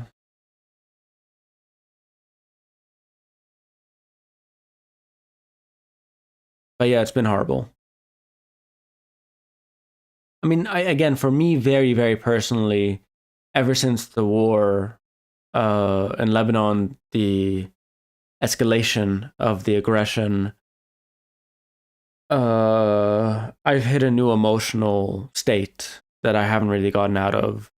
Um, that I was slowly dealing with this last therapist, but then again, she left me, and so it's kind of whatever. But I kind of realized like a month ago where I was like, I have not processed at all. Because I remember talking to a friend of mine who was there the whole time, and just remembering the tiniest bit of it, I started crying. Even now, I'm actually getting like teary eyed. Like literally just remembering for a second, and it was just like too much. So I can't really process much else beyond that. I wouldn't say intersectionality, Ayur, even though intersectionality is a part of that, but it's a kind of a transnationalism or internationalism, just a kind of like a connectivity between different communities that goes beyond the national split, which I guess is transnational.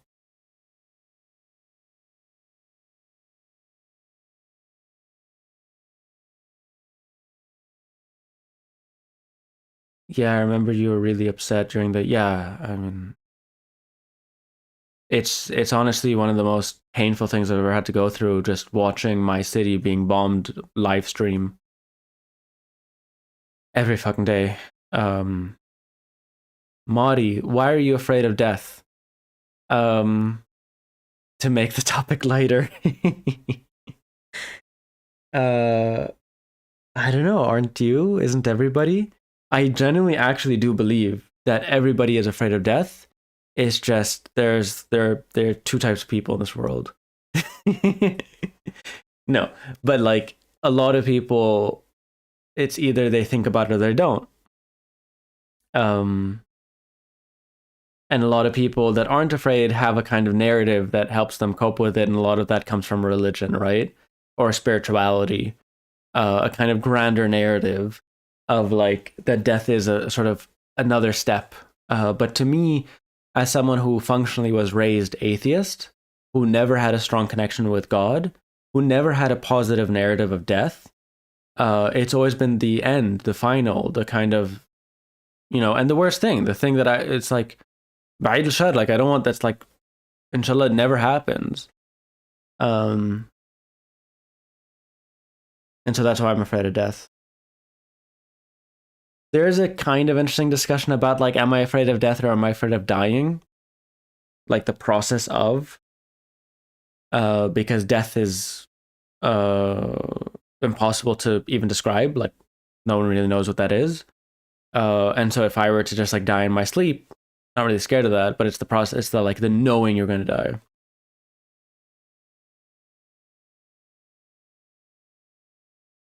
Madi, I do think a lot about death. And you're not afraid? So here's the thing, and also splitting it up, like I'm afraid of my own death. I'm also afraid of and like worried and like have a lot of anxiety about others dying. My cat, for instance, is the most pressing thing because he's getting there. He's 11 years old, and it's just I just don't want him to die. I don't know. Like my old therapist from a few years ago really tried to get it out of me. Like, why? What is the actual fear? And I'm like, I I think I got to a point, but again, one of the things that I find like such a limitation within cognitive theory is that um there were only like 10 things that she would accept as like a valid reaction. Like I was like, I am afraid of death. And she was like, why? I'm like, I think it's kind of self-evident. And she's like, no, why? And it was basically like, I'm scared of being alone. I'm scared uh of being harmed. Or I'm scared of you know what I mean? Like there was like only like a few things that's like, no, these are the real, core emotions or core reactions. And so I guess being alone and therefore being weak and being unable to like fend for myself, like if other people die and I'm alone and whatever. Oof, Ayur, have an intense fear of losing people around me to the point I have to check if they're breathing when they're sleeping. I used to do that a lot with my cats. Um, so I kind of sympathize.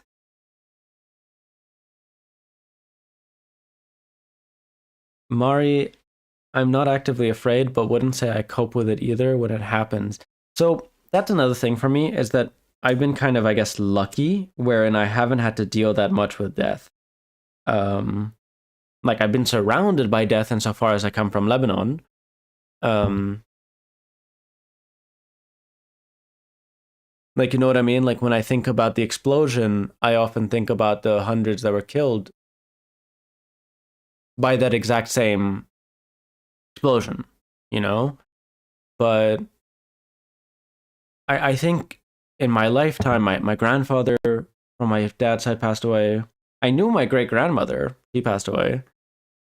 Um, my uncle's wife, my great aunt. I have a couple of friends who passed away, like sort of acquaintances.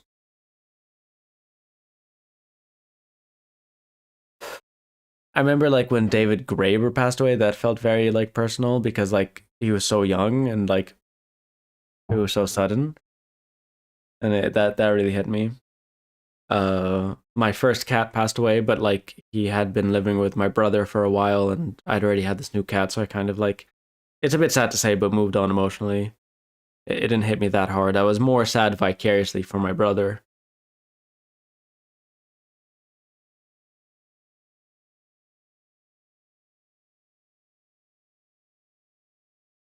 What's this rhubarb? No, it's fine. Don't be deleting messages. I got a thicker skin than that. Um, but I don't think I'm projecting only insofar as, oh, wait, do you mean in terms of like my thing of that there are two types of people? Yeah, I mean, that's a bit of a joke, but it's definitely been my, like, everything else I'm describing is just from my experience and like talking about how I experience these things.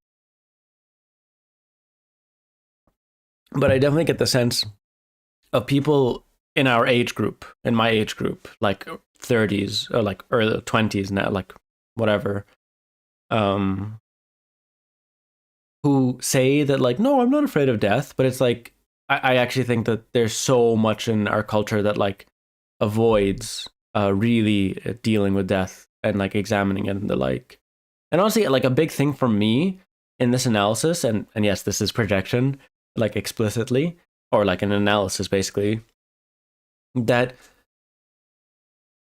there's something very specific about US media that to me has this kind of futile approach to death essentially. If I don't know if people have noticed this, but things don't die, you know? That like The Office, for example, goes on for like 9 seasons. And then there's a podcast, and then there's a new spin-off, and then there's a new thing, and then it's re-released, and then there's a new type of The Office, and there's a new whatever.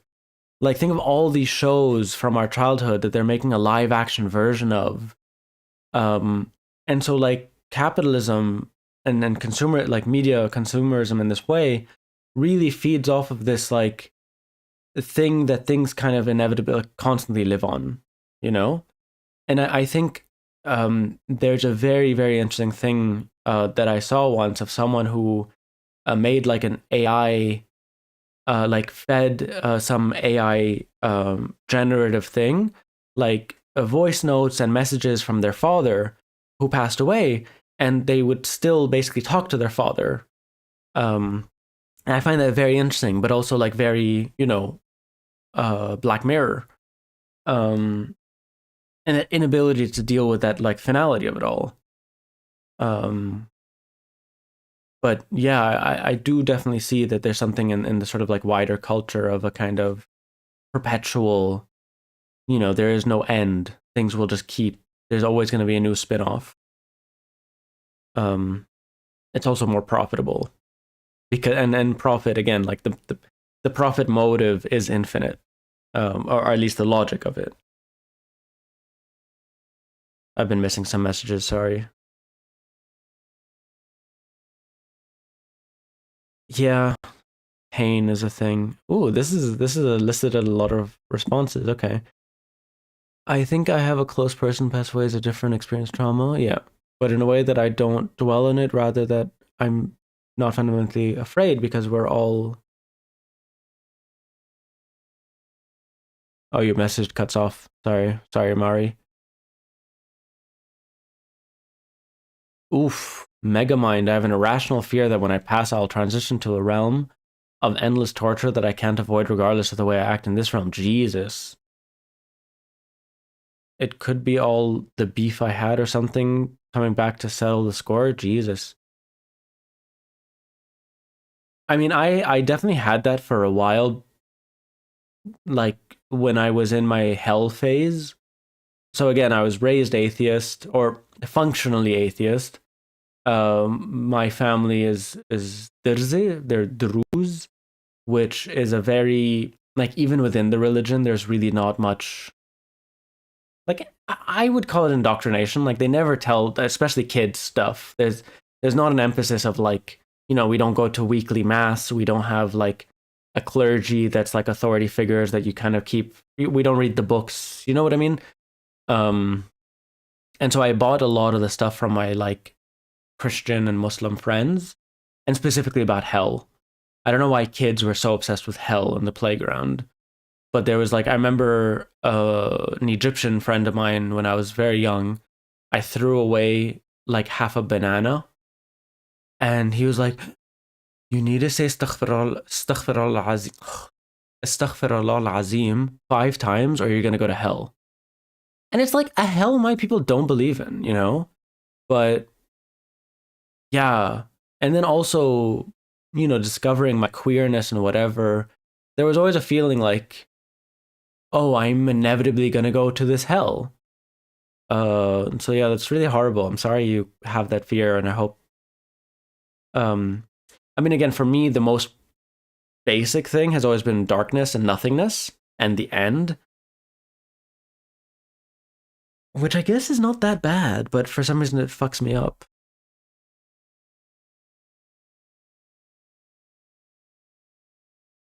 Oh, brand PR coming in with non-death related stuff, so I'll come to that if there's time. That's so interesting to me that people who don't believe in religion are still afraid of potential form of hell. um, actually, it's not related to what it's the opposite of what you said. I found it very strange when I met the first person I'd ever known who was like a deep believer in like Christianity, in Jesus, in the afterlife, in heaven, and she was afraid of death, and I was like, "You what?" I didn't it didn't piece together, um, because to me, I always understood my fear of hell, my fear of death, as a fear of the nothingness of the end. And so I did not understand how this person who was like believing that she would go to heaven, but then she was like, because there's going to be a lot of people, first of all, when they die, there's going to be a gap until I meet them again. But then also, what about all the people that are going to hell that I'll never meet again? And I was like, I get that. But yeah, gotta agree with you on that. I tried to raise ruminating. Oh, I don't know if that's about me.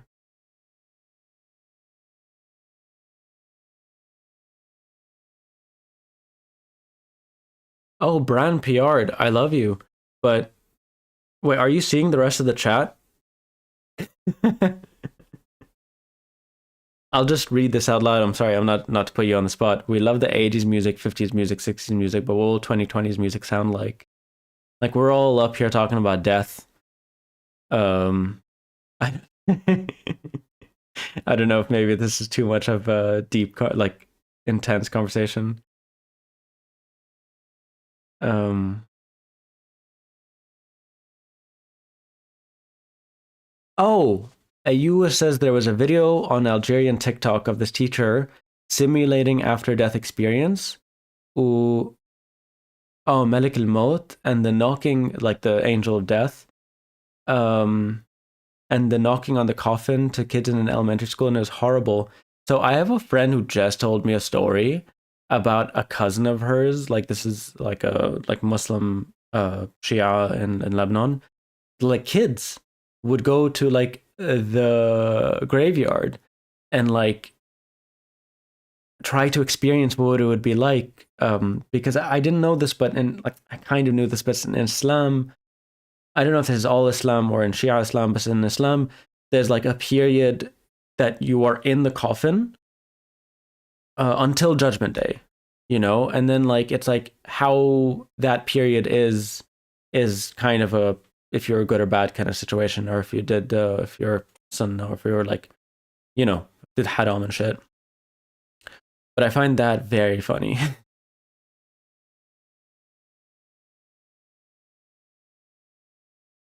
Picked Nad 6. The concept of eternal anything always terrified me, to be honest, even when believing in heaven. So I had a whole phase where it was my like post how do I describe this? New atheism. Or it was within the new atheism phase, but al barzakh. Yeah, like purgatory. Um which I mean I always knew that they had that Muslims had an idea of purgatory, but not that they were like literally in the coffin. Like that's how it's conceived or whatever. Um but basically I remember for a while trying to like scientifically explain death essentially or like intellectualize it, which I still do, but not in this way. But basically I remember there was this big thing on YouTube where someone did like a mathematical explanation for why you should be a Christian essentially. And it's like you know what I mean? Let's say that all of this there's like a 1% chance, right? So he made like a matrix of like so basically even if it's a 1% chance, even if this isn't like this is so improbable, but it's a possibility that there's an afterlife, that there's an eternal afterwards. Um we are on this earth as mortal beings for, 50, like whatever, like on average, like 50 years or something. And then there's this eternity of the afterlife. And so if you were to live in sin for these 50 years, let's say 20 of those years or 30 of those years, and it's great, you're doing drugs, you're having premarital sex, you're doing sodomy, you're cursing, it's fun, it's nice, you're doing whatever. But you get those like 20, 30 years of that. And then you have eternity of damnation. Whereas if you live a halal life, if you live in accordance with the Christian doctrine or whatever, or all these things, then it's going to be like 20, 30 Pascal's wager. Is that a thing? Pascal's wager.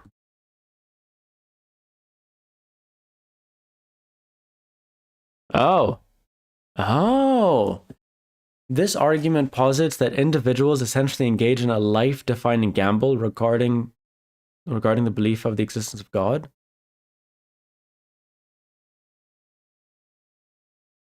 If God does not exist, the individual incurs only finite losses, potentially sacrificing certain pleasures and luxuries. Yeah. However, if God does indeed exist, they stand to gain immeasurably, as represented, for example, by an eternity in heaven in Abrahamic tradition, where simultaneously avoiding boundless losses associated with an eternity in hell. Okay. Yeah, that's it. Yeah, Pascal's wager. Okay. Learn something new.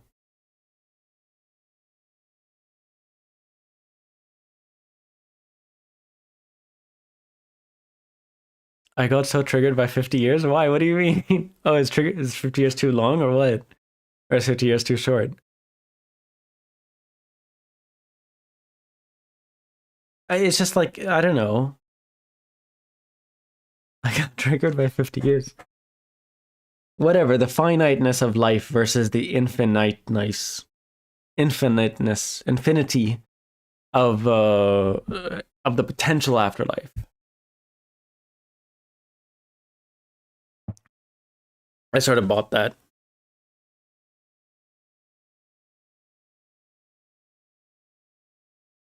But again, I don't know. There's a kind of like then to me,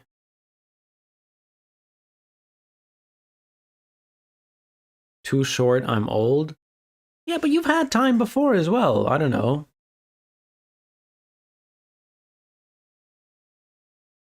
It's just like in the grand scheme of things, of like a life spent in sin. Um, as I said above, though.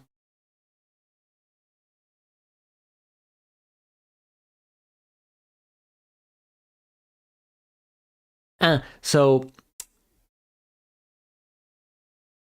so there was this thing that I saw in this like Jean-Luc Godard film. Jean-Luc Godard. Um, and it's very, very French. It's very French existentialism. But I liked it. I think it was in the film Breathless. Um, and I was like, that's an interesting one.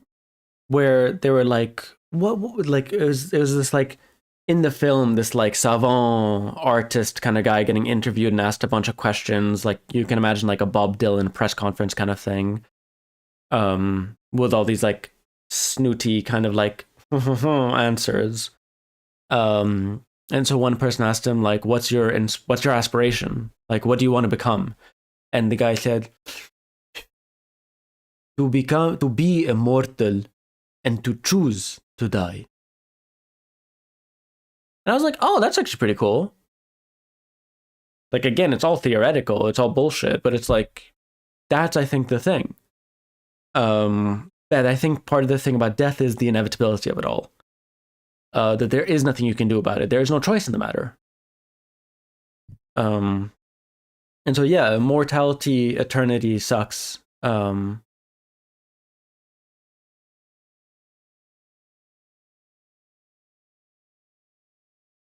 I don't judge people who are religious, but personally for me, this is so harmful. What is? What specifically is something I said? Um, or do you mean religion in general? Elise says the problem to me with Pascal's wager is that his probabilistic argument does not make much sense. There are infinitely many other possibilities for what happens in the afterlife. It's not a yes or no. Yeah. I mean, dude was, I mean, I don't know Pascal very well, but I guess European Christian. Um, Again, to me, the thing that really helped me break out of a lot of these fears of essentially, that I was damned to damnation because of who I am, um, was taking a bit more of like an anthropological, historical, political, economic understanding of specifically of Abrahamic religions, right? That there's a much longer history for these narratives, for these ideas, but also that certain things that are deemed sinful or good or bad, the things that are deemed good, like war, but yeah, that like they're sort of like human, making it, yeah, these are human inventions. Infinity does not have to be religious in a traditional way. In reality, nothing dies and everything transforms. Therefore, eternity is a fact. Yeah, yeah.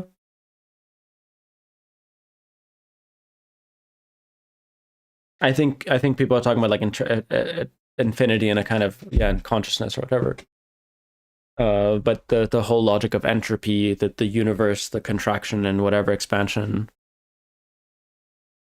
Aside from eternity, I think people don't understand what like a million years means.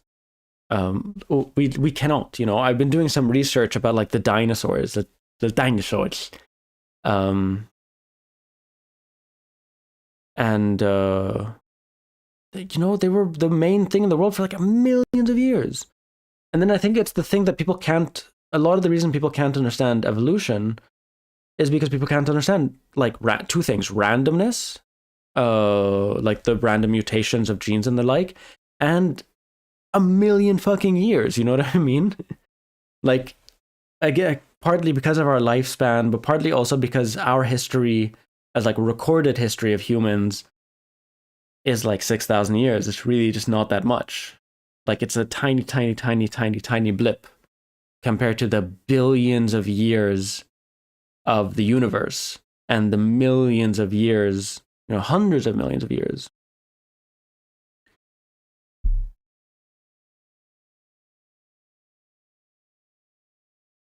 Let's see what people are writing. But like people just being horrible and following dogmas and then praying and thinking suddenly they're going to go to heaven and not actually getting better. Pascal also doesn't solve for the fact that thousands of religions that each dictate something different.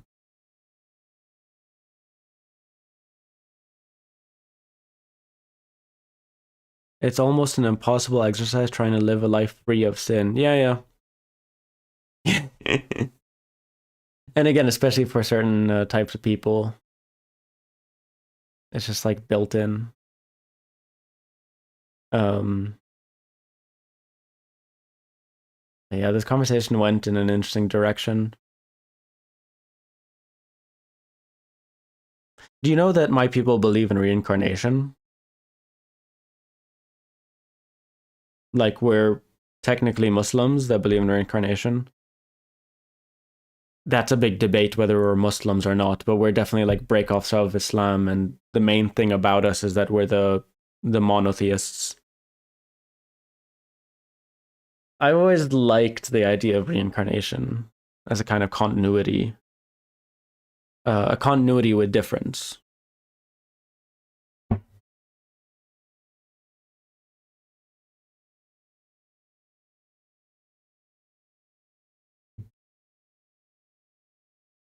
I Ayur says I grew up Sunni Muslim, but I've grown in favor of building my own personal belief system, a la Hodorovsky, the filmmaker. Horodovsky. I don't know how to. Who am I thinking of? Hodorovsky. That's Horodovsky. Okay.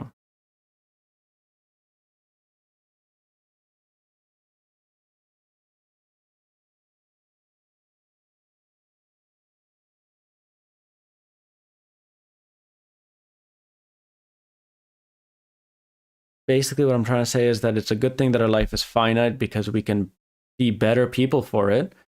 And the idea that you can bypass that can ruin that. Do y'all know about I mean, there's two things in the Christian tradition or in Christian history, the Anabaptists, people who are like, we should baptize when people are old enough to know what they're getting into. And there's also something similar that happened in, I think, around the same time, even in Japan, the Iko Iki.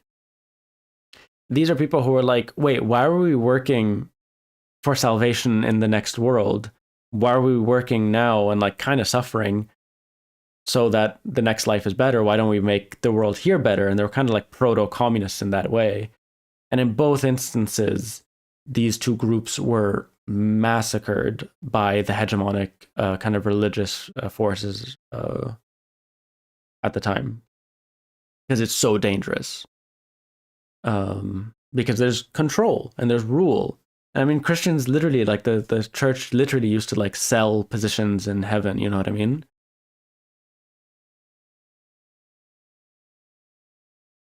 Oh, you are talking about Hodorowski, the filmmaker. Okay. I don't know he has his own like personal belief system. I mean, I imagine, I guess so. Yeah, The Holy Mountain's a trip. That's a film. Oh, I've been going for 2 hours and 15 minutes.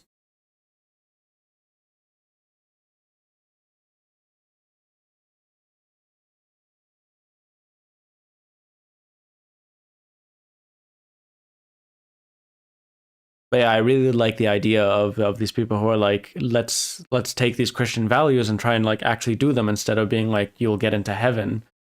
Um, or yeah, the Iko Iki are the same. I find that so funny. Okay, y'all. This has been real. Um, if you liked this stream, if you like me, if you want to help me keep doing the stuff, the video essays, the podcast, this live stream, there is a tip jar. Consider it like a busker's hat. I've been here providing knowledge and entertainment for all. And there's the hat. This is open and free for all. But if you want to chuck a few quid or liras or reals or pesos or any yen, this is the tip jar. Chuck us a few coins.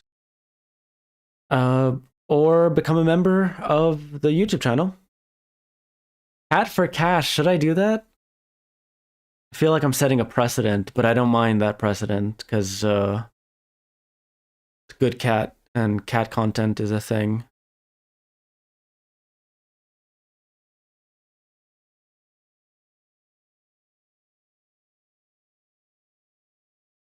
I feel like I'm setting a weird precedent if I do that. Also, am I not enough?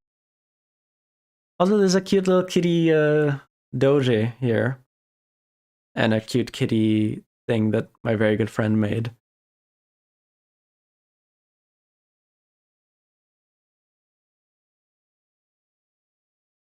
I don't know why I'm having such a dilemma now. Cat for cash, bribe us.